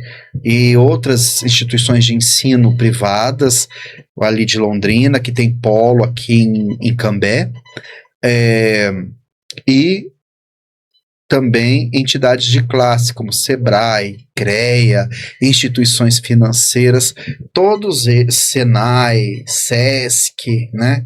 Todos eles juntos ali num dia, que vai acontecer dia 18 agora, de agosto, aqui no Centro de Eventos de Cambé, das 9 às 17 horas, para fomentar o quê? A cultura de inovação, mostrar para a população de Cambé as oportunidades de emprego, as empresas que são de Cambé, o tipo de profissional que essa empresa precisa, entendeu? E, ao mesmo tempo, fornecer para as pessoas as oportunidades com as instituições de ensino de estarem se capacitando para atender o nosso mercado municipal. Então, está atendendo o nosso ecossistema. Então, assim, é mostrar para quem é de Cambé que você não precisa ir para Londrina, não precisa ir para Maringá. Você tem oportunidades de trabalho aqui. Você entendeu? Existe a necessidade de demanda. Tem uma empresa da cidade aqui que eu visitei há pouco, como agente regional, que uma das maiores dores deles é pessoal capacitado para trabalhar na área de qualidade do setor químico deles. Ou seja, não tem pessoal de química. Você entendeu? E é uma grande empresa no nosso município. Então, é uma forma de fomentar essa cultura de inovação. Ano passado nós tivemos a feira, foi a primeira edição, nós tivemos 22 expositores, um público total de 1.445 pessoas durante um dia todo passando ali. Desse público total, 996 pessoas foram alunos da rede pública de ensino do município, tanto estadual quanto municipal. Rede pública, nós não tivemos nenhuma instituição, ninguém do ensino privado que foi à nossa feira. Nós trabalhamos exclusivamente a escola pública. Esse ano as escolas privadas estão sendo convidadas para estarem presentes lá com seus alunos, visitarem, né? Temos alguns parceiros de escolas privadas que estarão ali apresentando seus projetos, mas nós temos as nossas escolas públicas do município, 3 escolas públicas, que é o Atílio Codato, Andréa Nuzzi e São José, onde os alunos vão estar apresentando seus projetos de inovação desenvolvidos dentro das escolas. Projetos esses que fazem parte de um programa de ação da prefeitura, tá? Voltado às trilhas de inovação, que é uma metodologia do parceiro Sebrae. Ó, para você ver, então, né? Nós temos uma entidade que é o Sebrae, em parceria com o poder público, levando para as escolas públicas, nossas crianças, para os nossos alunos, um projeto que chama Trilha de Inovação. Essas crianças, elas ficam durante um período de 60 dias tem uma pessoa ali do Sebrae fomentando na cabeça deles para desenvolver um projeto para atender uma demanda. Então vamos supor, eu tenho uma demanda do setor do agro. O que a gente pode desenvolver aqui que atende essa demanda deles? Aí esses alunos ficam 60 dias ali, trabalhando, matutando, para desenvolver uma ideia. Dessa ideia, eles fazem um MVP, que é para validar essa ideia, eles criam um protótipo, no final de tudo isso daí, eles vão apresentar para uma banca, que é formada por empresários, Que legal. não é? Que vão, e membros das instituições de ensino, que vão avaliar os melhores projetos, e daí depois entra a gente, agente regional de inovação, correndo atrás de criar uma mentoria para essas ideias, para que elas não morram. Então, assim, para não deixar essas crianças, esses alunos aí, a Deus dará. Como que a gente trabalha isso? Então, já vamos aproveitando. Eu não sei se a gente tem tempo ainda. Tem tempo. Tempo. Eu não sei se a gente tem tempo, mas fomentando a cultura de inovação no município. E aí, com a trilha, a gente trabalha 2 frentes. Aquelas crianças do 9º ano, para criar desde cedo a cultura de inovação, mostrar para essa molecada que não é todo mundo que ganha dinheiro com TikTok, com Instagram, tá? Que eles têm que ter Fantástico. que eles têm que ver que existe uma profissão de um químico, de um engenheiro, de um design, de um agrônomo, de um físico, você entendeu? De um técnico em pesagem, na área de robótica, na área de TI. Então, nesse pequenininho, para ele chegar na casa dele e falar: pai, na escola eu faço isso, pai, tenho isso, aquilo, mas também trabalhar aquele aluno que está saindo do 2º grau, que vai para a universidade. Então, para que ele desenvolva um projeto, para que ele saiba, para direcionar ele para aquela área que ele realmente quer trabalhar, que ele vai se desenvolver intelectualmente, entendeu? Então, as trilhas trabalham isso. É um trabalho muito bem desenvolvido pela prefeitura, pela secretaria, lá pela Lourdes Massola, pelo Rudney, pela Edilane, lá as trilhas de inovação, eles trabalham muito isso nas escolas. Governança, quando a gente fala de governança, é um grupo de pessoas que representam as empresas e os prestadores de serviços de Cambé. Então vocês fazem parte, mas nós temos outras empresas do município, instituições de ensino do município, de fora do município, que fazem parte da governança, que também trabalham essa questão das trilhas para fomentar a cultura de inovação no nosso município. E aí, assim, a nossa menina dos olhos aí é a Feira de Inovação, né? Que ela vem fechando esse ciclo das trilhas, não é? E de outras ações que existem aqui dentro do nosso ecossistema, justamente para mostrar para a população as empresas que a gente tem e para as pessoas as oportunidades. E o que é legal da feira? Dentro da própria feira, as empresas fazem conexões entre elas para desenvolver também produtos, aperfeiçoar metodologias deles. Um exemplo clássico que foi disso, na feira do ano passado, a gente teve alunos da UFPR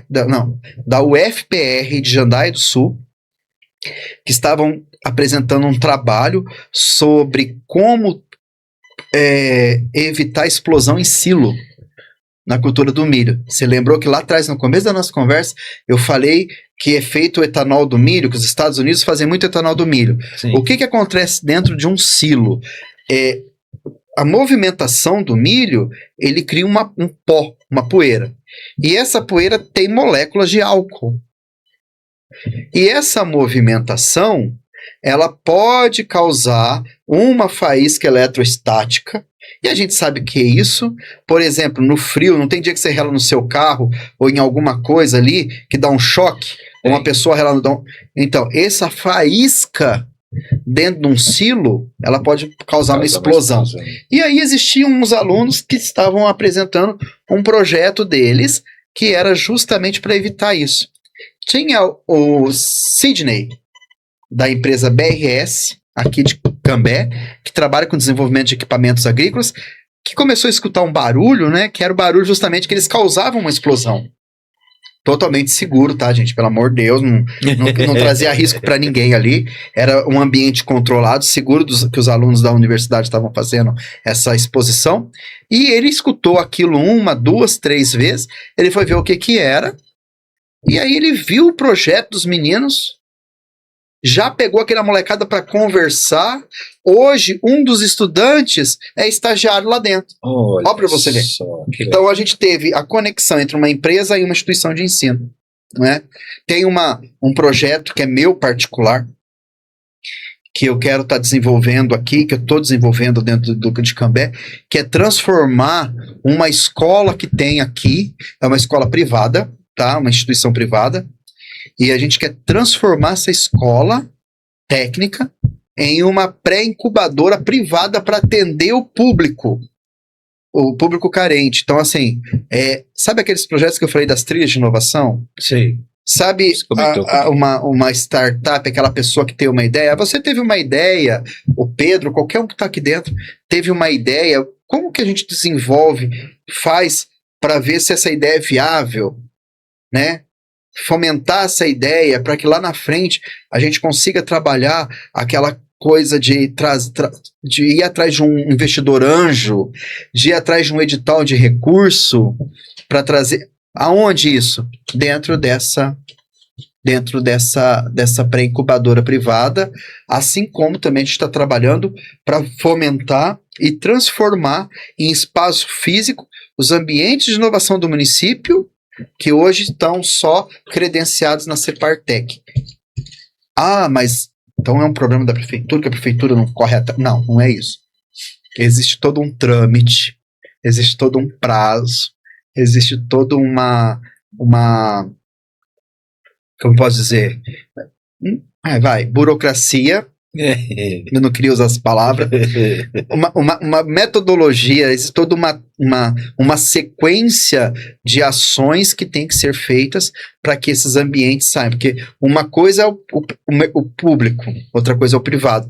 A gente sabe que o mercado o empresário a gente consegue ir mais rápido, não é?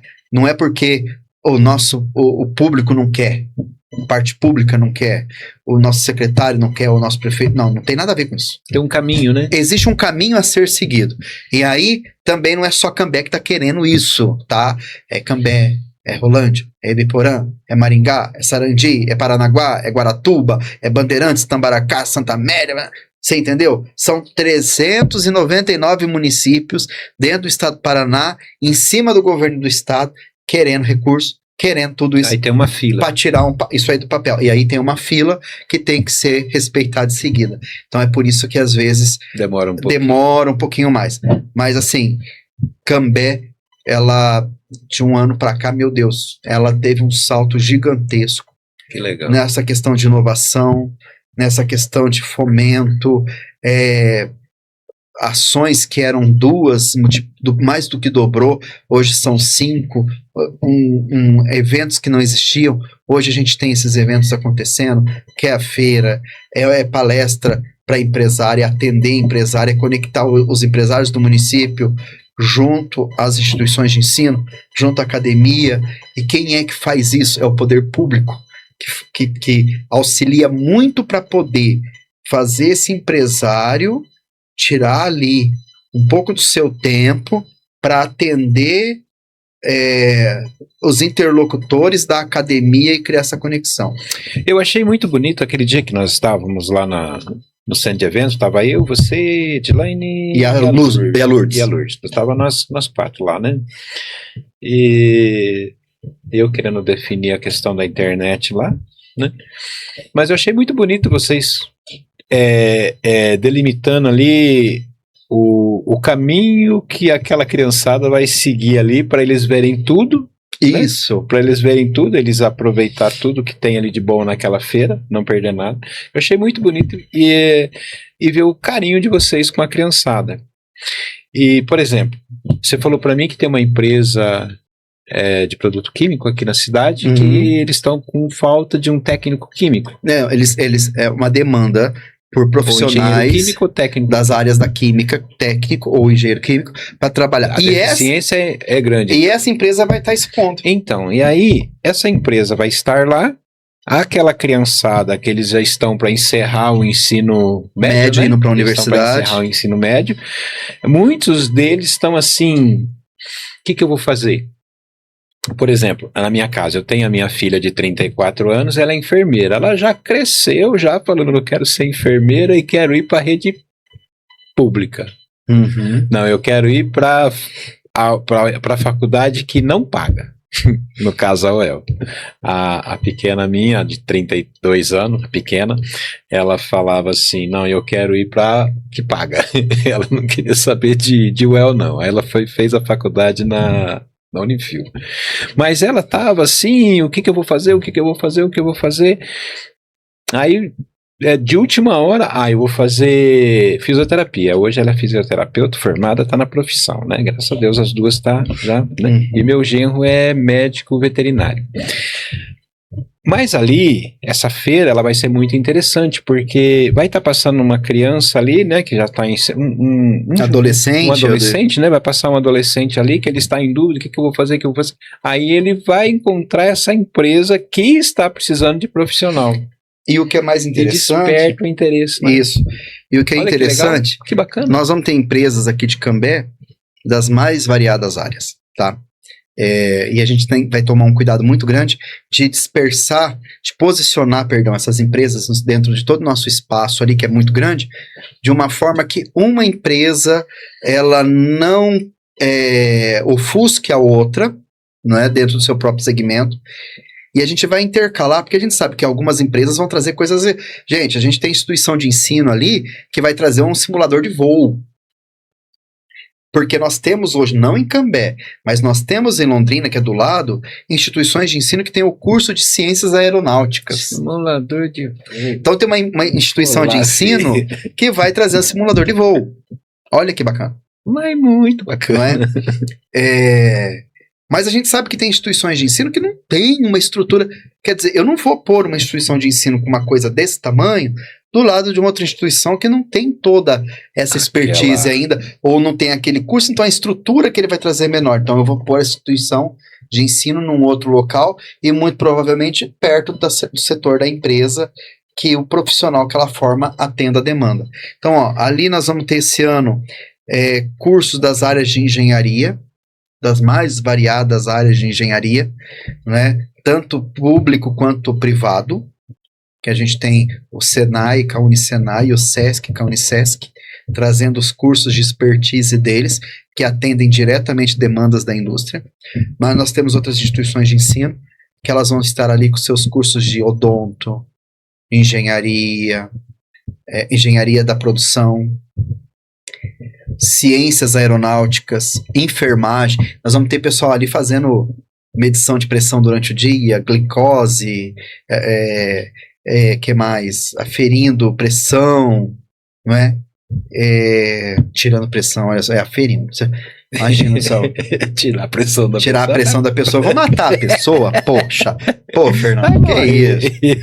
Mas vai estar fazendo teste de glicemia, aferindo pressão. Isso não pode. Fazendo outros testes rápidos de N doenças ali, dentro dos cursos de enfermagem, curso de odonto, o química eu já falei, as engenharias eu já falei, a aeronáutica eu já falei, tem outros, o Instituto Federal vai estar ali com óculos de realidade virtual, nós vamos ter outras instituições, já tem algumas, assim, nós temos alguns, me parece que vai ter um robô humanoide de interação com pessoas, e um outro robô que é aquele cachorro que pula, que vai para frente, que vai para trás, você já viu, mas vai ter isso daí ali. Nós vamos ter as forças de segurança expondo o trabalho deles, Polícia Civil, Corpo de Bombeiros, Sestran, todos eles vão estar ali expondo o trabalho deles que é feito dentro do município da região. Então, ó, para você ver, né? O cara não quer, mas o cara que ele quer ser bombeiro, então como é que ele faz para ser bombeiro? Vai ter o pessoal do bombeiro lá que vai falar, a gente faz isso, e para chegar aqui você tem que fazer isso. né? O pessoal do CREA vai estar ali presente. Meu Deus, são 48 expositores, tá? Que, assim, a minha cabeça fica... Se eu ficar tentando puxar todo mundo, eu vou ficar meio doidinho aqui. Mas é muita coisa. E vai ser muito bom. E é gratuito também, viu? E aí falou a palavra-chave. É gratuito. Não é só pro aluno, não, viu? É pro aluno, mas é pro pessoal da comunidade estar presente. Então, assim, o pessoal do comércio, o pessoal que estiver passando por ali pode entrar. É para entrar, é para ver. Às vezes o cara... vamos lá. Vamos chutar. Sua filha, ela é enfermeira, não é? Enfermeira. Mas, assim, ela passando ali, opa, eu posso... oportunidade de fazer odonto, ou fazer biomedicina, mas espera lá, com o meu diploma, o que eu consigo aproveitar e reduzir e tal?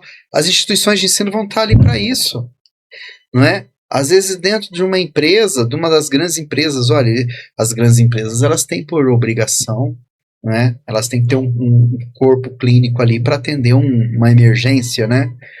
O que às vezes a formação da pessoa pode estar oportunizando, porque numa simples conversa com o expositor, você acaba descobrindo que pode ser uma oportunidade de negócio para quem está passando por lá. Então, assim, são N coisas que vão estar sendo apresentadas ali, né, naquele dia. Até a sala do empreendedor também vai estar funcionando naquele dia ali, justamente para fomentar toda essa cultura de inovação, para fomentar, para dar um chacoalho bom no nosso ecossistema do município. Legal. Né? Eu ia falar aqui aos adolescentes, mas como você falou que é aberto a toda a população de Cambé... Toda a população. Então eu vou dizer assim, cambéense, visitem o stand da NET Digital, que vocês vão ter uma surpresa fantástica, eu tenho certeza. Aí, feito o recado. Falando nisso, posso falar que a NET Digital vai estar fornecendo, né? Você tem moral aqui, meu. E falar, por exemplo, a NET Digital é uma grande parceira nossa, e nesse dia, toda a infraestrutura para ter internet gratuita, funcionando à vontade durante todo o dia ali, é a NET Digital que vai estar fornecendo para nós. E é uma internet que vai estar à disposição dos expositores, dos organizadores e de todas as pessoas que estiverem passando por lá nesse dia. Tá vendo? Isso mesmo. São coisas que acontecem no dia a dia, não é? Ações, conexões que acontecem e que dão frutos como esse, que com certeza lá vai trazer, então, N novas oportunidades para os dois lados. Exatamente. Né? Eu considero uma empresa cambeense servindo o cambeense. Isso. Legal. Rapaz, eu queria ficar mais, mas você também tem muita coisa para fazer, né? Qual o recado que você daria para alguém que está em dúvida? Será que eu faço engenheiro agrônomo? Será que eu faço técnico? Qual o recado que você daria? Eu fiz uma pergunta dessa uma vez para um amigo meu, ele falou assim, não faça. Aí ele falou, tô brincando, não faz. A gente fala, né? Porque enche o olho da gente, né, quando a gente fala daquilo que a gente estudou. Na verdade, assim, para você ver, eu falo isso é uma verdade, tá? Até o 7º período da faculdade de agronomia, eu não sabia o porquê eu estava fazendo agronomia. Eu não sabia o que eu queria. No 7º período de agronomia, eu descobri que eu queria dar aula. Eu queria passar o conhecimento que eu estava adquirindo para frente. Legal. Tá? Então, ó, para você ver. Eu sabia que, assim, eu não queria vender. Eu falava que eu queria dar aula. Eu falava lá no comecinho, não quero dar aula. Eu não vou ficar vendendo. Eu quero dar aula. Eu não vou ficar vendendo semente debaixo do sol quente, andando debaixo do sol quente igual os colegas, né? Eu brincava. Mas eu não tinha ainda certeza se eu queria dar aula. Se eu queria... Eu poderia estar dando aula, eu poderia ir para pesquisa, eu poderia ir para áreas da agricultura, mas eu descobri que foi no 7º período que o objetivo principal era dar aula. Óbvio, não abrindo mão de todas as oportunidades que o curso traz, né? Como área comercial, como consultor, como técnico de perícia, enfim. Por exemplo, um engenheiro agrônomo pode ser perito do judiciário, para ações do judiciário em relação à agricultura. Olha para você. E para isso não precisa fazer concurso, tá? Isso no caso do engenheiro agrônomo. Do seguro, aquelas coisas. Não do seguro. É para questões técnicas da área jurídica em relação à agricultura. Algumas avaliações que um agrônomo precisa fazer em relação ao judiciário. E qual é a diferença do engenheiro? Até onde, eu acho que essa é a pergunta legal, até onde a caneta do engenheiro vai e a do técnico não vai? Ah, tá. Então vamos lá. Eu falei que tá acabando, mas tá difícil. Vamos lá. Até onde vai a caneta do técnico? O técnico tem suas limitações, tá? Tem, né? A gente fala assim, o técnico faz o trabalho pesado do agrônomo, técnico agrícola. Só que técnico agrícola, a abrangência de conhecimento quando você vai fazer técnico agrícola, ela é muito maior que quando você vai fazer agronomia. Porque quando você faz agronomia, a gente faz agronomia. Né? A agronomia, ela, não. A gente, por exemplo, a gente vê fisiologia animal, nutrição animal, a gente vê a questão do animal, mas é tudo dentro da agricultura. Quando você faz técnico agrícola, você faz a parte da agricultura e a parte da pecuária. Porque o técnico agrícola, ele também estuda questões da veterinária, e o técnico agrícola, ele é muito prático, tá? No técnico a gente tem muita prática. Na faculdade a gente tem prática, mas a gente tem que ter muita teoria. Aqui, o que você estuda no técnico agrícola, na faculdade, se você escolher, enquanto técnico agrícola, eu posso trabalhar tanto com animal quanto com vegetal. Na agronomia, e o técnico agrícola te abre duas portas, agronomia e veterinária. Então, assim, se eu for para agronomia, eu vou esmiuçar aquilo mais da parte da agricultura que eu estudei no técnico agrícola. Se eu for para veterinário, eu vou esmiuçar mais aquela parte animal que eu vi no técnico agrícola. Só que o técnico agrícola tem as suas limitações. Então, assim, a responsabilidade dele, ele não pode fazer tudo. Então, certas coisas é limitado para ele. Ele pode até saber mais do que o agrônomo ou mais do que o veterinário, mas quem assina é os meninos. É o agrônomo, é o veterinário, tá? Então, assim, recomendação agrícola, o cara ele pode fazer a recomendação, mas quem assina a recomendação é o agrônomo. Quem assume a bucha é o agrônomo. Por isso que o agrônomo tem que ficar muito de olho em cima daquilo que o técnico faz quando é de responsabilidade dele de assinar. O técnico ele pode assinar algumas coisas, mas é muito limitado. Ele não pode ir muito além, tá? Por exemplo, alguns produtos químicos que são somente responsabilidade do agrônomo poder liberar para uso, não é? Então, precisa de um agrônomo. Dependendo do produto químico, se você for comprar numa loja, tem que ter um receituário de um agrônomo. O receituário do técnico agrícola não é aceito. É só o receituário do agrônomo, não é? Assim como também existem oportunidades de trabalho que é só para o agrônomo, técnico agrícola. Por mais que o cara técnico agrícola, ele tenha conhecimento e capacidade para fazer, ele não pode concorrer àquela vaga, porque é uma vaga só para engenheiro agrônomo. Assim como existem vagas que é só para o técnico agrícola e não é liberado para agrônomo. Ah, é? O agrônomo não pode, a não ser que o agrônomo tenha na sua formação acadêmica, antes do curso de agronomia, o curso de técnico agrícola. No meu caso, não. No meu caso, eu não tenho, né? Na época, quando eu fiz, eu era... Como é que a gente fala? Hoje é o ensino médio, antigamente era educação geral. Você lembra disso? Que você fazia educação geral de dia e à noite fazia um curso técnico de contabilidade. Tinha. Técnico, né? Então, eu fiz isso. De dia eu fiz educação geral, que é o ensino médio hoje, e à noite eu fazia técnico de contabilidade. Fazia Senai.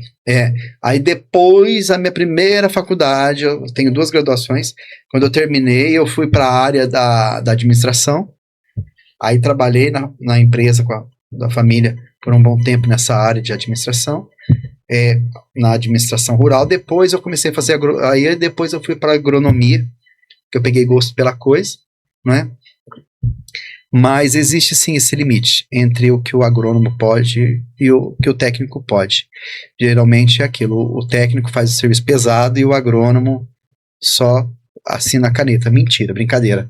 O agrônomo também carrega coisa nas costas, também tem serviço pesado pro agrônomo. Não é essa flor de laranjeira que eu tô falando não aqui, é não. isso tudo. E também não pense que vai sair, a pessoa faz agronomia e vai sair ganhando o piso da categoria que é 10 salários mínimos. Mentira, tá? Sai ganhando aí no início uns 4 mil por mês mais comissão. Aí depois lá, né, com o tempo, você vai chegando no salário de 10, 15, 20 mil reais. Mas aí, depois de muito trabalho, de você criar um nome de confiança para o produtor rural, não pode ser picareta, tá? Porque para vender produto, qualquer um vende. Qualquer pessoa bom de lábia vende, não é? Pra entender. Mas para entender aquilo que você está vendendo, você tem que ter conhecimento técnico. Então, assim, você não pode ser picareta. Você tem que... Eu sempre falei para meus alunos e falo para os amigos, o que nós profissionais, enquanto engenheiro agrônomo, o que a gente tem de mais importante é o nosso nome. Se você queimar o seu nome no meio, você está morto. Né? Mas é em toda a área, né? Então, por isso que eu falo, não ser picareta, né? Então, mas assim, se o cara quer ser técnico, se o cara quer ser agrônomo, né? Vai muito da necessidade e da possibilidade. Então, assim, ó, se você tem a possibilidade de ir fazer o curso de agronomia, vai e faça.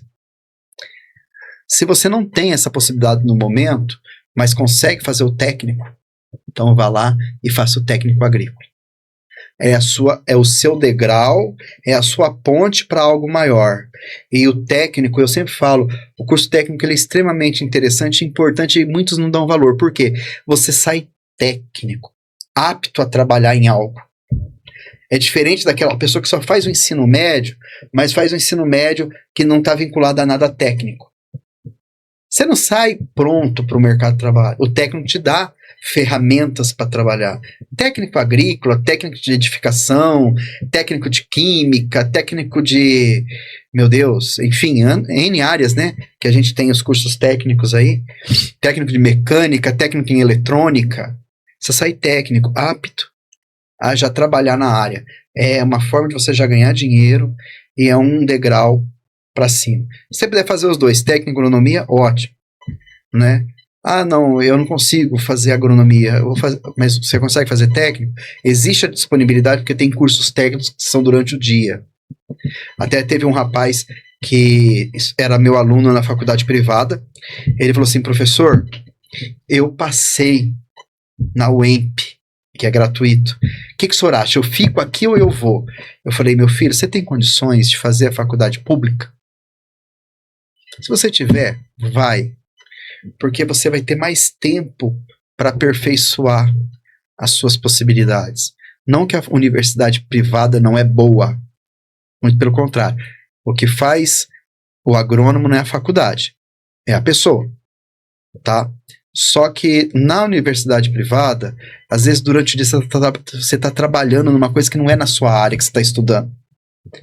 Eu tive um amigo meu que hoje é um agrônomo excelente, mas durante toda a faculdade ele trabalhava numa recaixotadora de pneus. Olha só.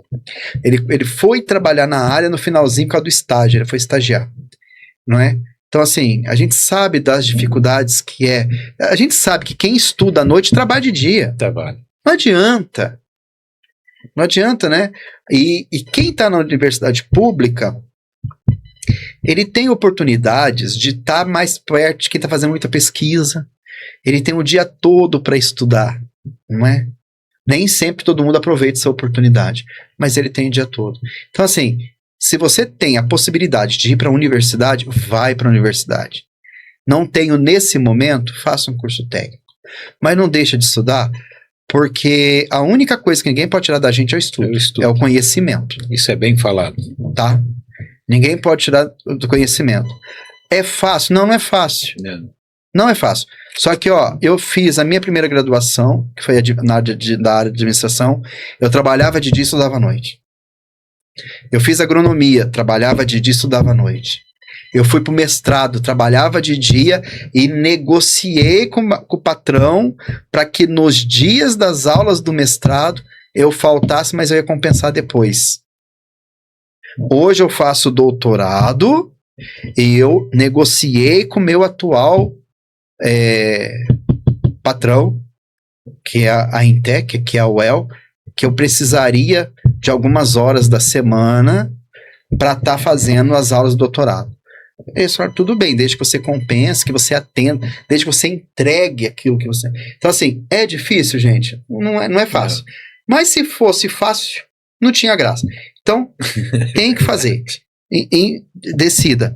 Ô Zé, mas eu já sou agrônomo, ou eu já sou qualquer outro profissional. Você indica fazer doutorado? Não indica fazer mestrado. Não. Você vai pirar, você vai ficar doido, mas faça, que é importante. Você vai ter dor de cabeça, você vai chegar na sua casa chorando, você vai chegar na sua casa revoltado. O que eu tô fazendo ali? Mas faça, porque assim... É importante. É extremamente importante. Conhecimento é muito importante. Eu sou daquela época que, nossa, quem tinha mestrado, hoje não, meu filho, hoje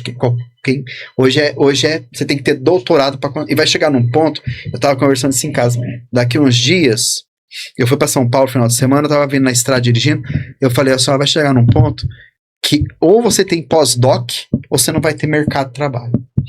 Eu falo porque hoje para dar aula, um concurso público, até um tempo atrás, com mestrado você já conseguia fazer. Hoje não, hoje é tudo com doutorado. Então são assim, formas de conhecimento que você corre atrás que te abre muitas oportunidades. E quanto mais você estuda, mais capacitado você está, mais qualificado você está. Entendeu? A gente sabe que existem as profissões da moda, a agronomia já foi moda uma época. Eu falo isso, teve uma época, hoje todo mundo, existe a medicina, que todo mundo fala medicina, mas existem outras profissões importantes. Se todo mundo for ser médico, vai faltar um monte de outras profissões. Os animalzinhos, né? Quem que vai cuidar das outras áreas? Então, assim, eu acho assim, por mais que o pai queira, por mais que os amigos falem, por mais que todo mundo te empurra para um lado, o mais importante, ver aquilo que vai te trazer satisfação no trabalho. Aquilo que vai te fazer feliz. Eu vou ser feliz, meu Deus, sendo caixa de mercado, ótimo. Mas seja feliz. Você vai ser o melhor na sua área. Seja feliz. Você entendeu? Mas não vai querer ser um engenheiro, um médico frustrado, porque você perdeu o tempo da sua vida fazendo algo que não vai ser legal para você, tá? Então, assim, eu falo, é fácil, não é fácil, mas se fosse fácil, não tinha graça. Corre atrás, vai fazer aquilo que você quer. Você quer fazer agronomia? Faça agronomia, porque eu sou apaixonado por agronomia. A área agrícola, ela é extremamente gigantesca. Então, assim, vale muito a pena. Se você puder ir direto para a faculdade, faz faculdade. Não posso. Vai para o técnico. Se aquilo vai te satisfazer enquanto pessoa, enquanto profissional, vai lá e faz, que é muito importante. Legal, José. José, foi um prazer muito grande, enorme. Prazer é meu. Você não consegue imaginar. Prazer é meu. Prazer que eu tive de ter você aqui. Eu aprendi muito e eu sei que quem vai assistir vai aprender muito com o que você está ensinando para nós. Aprendi coisas assim que eu imaginava totalmente diferente. Igual eu falei para você, agro para mim era um prato de comida na mesa, mas você mostrou para mim que é muito mais do que isso. E se a gente for falar disso, a gente vai longe. Porque daí a gente pode dividir isso aí, meu Deus, em N segmentos. Então a gente pode, um dia se for falar só sobre irrigação, só sobre fruta, só sobre inseto, só sobre controle do inseto, só sobre controle sobre doença, controle da doença, só sobre mecanização, sobre pesquisa, nossa senhora. Não, e você vai ter que voltar mais algumas vezes, assim, porque eu quero saber do controle do trator, que não precisa mais de ninguém para pilotar o trator. Tecnologia, agricultura de precisão, olha para vocês verem. Tem muita coisa. E tem agricultura de precisão, tem agricultura 4.0, tem agricultura 5.0. E eu tenho certeza que a tua fala vai trazer muito conhecimento para quem assistir. esse podcast. Eu fico feliz. Sou imensamente grato. Eu sou professor de coração, filho de professora, tá? Eu sou filho de professora e o pai era comerciante, dono de mercearia, filho de professora que adoro dar aula, adoro conversar, adoro passar Adoro ensinar. informação, você entendeu? Adoro... a gente ensina e aprende ao mesmo tempo, né? Então isso é muito gratificante, isso é muito Como bom, é? né? Como é? Deus Olha, abençoe, muito obrigado. amém. Se você for fazer qualquer curso que for pensar em dar aula, não vai ficar rico, mas a gente aprende, mas a gente dá muita risada, a gente conhece muita gente, a gente aprende muita coisa. Então você quer ser agrônomo, quer dar aula? Opa, vamos dar aula e vamos ser pesquisador, que é mais gostoso ainda. Você não vai ganhar muito dinheiro não, tá? Mas vai dar muitas boas risadas. Mas vamos dar muitas boas risadas e vai descobrir muita coisa, tá bom? Então é isso. Estamos mais no final desse episódio, para mim, fantástico, com o José aqui comigo. Foi fantástico esse episódio. Espero que vocês assistam, que vocês comentem, marquem pessoas, curtam, para que possa alcançar mais e mais pessoas para esse conhecimento que o José passou para nós. José, Deus abençoe. Muito obrigado. Amém. Eu que agradeço. Um abraço para todo mundo aí. Um abraço.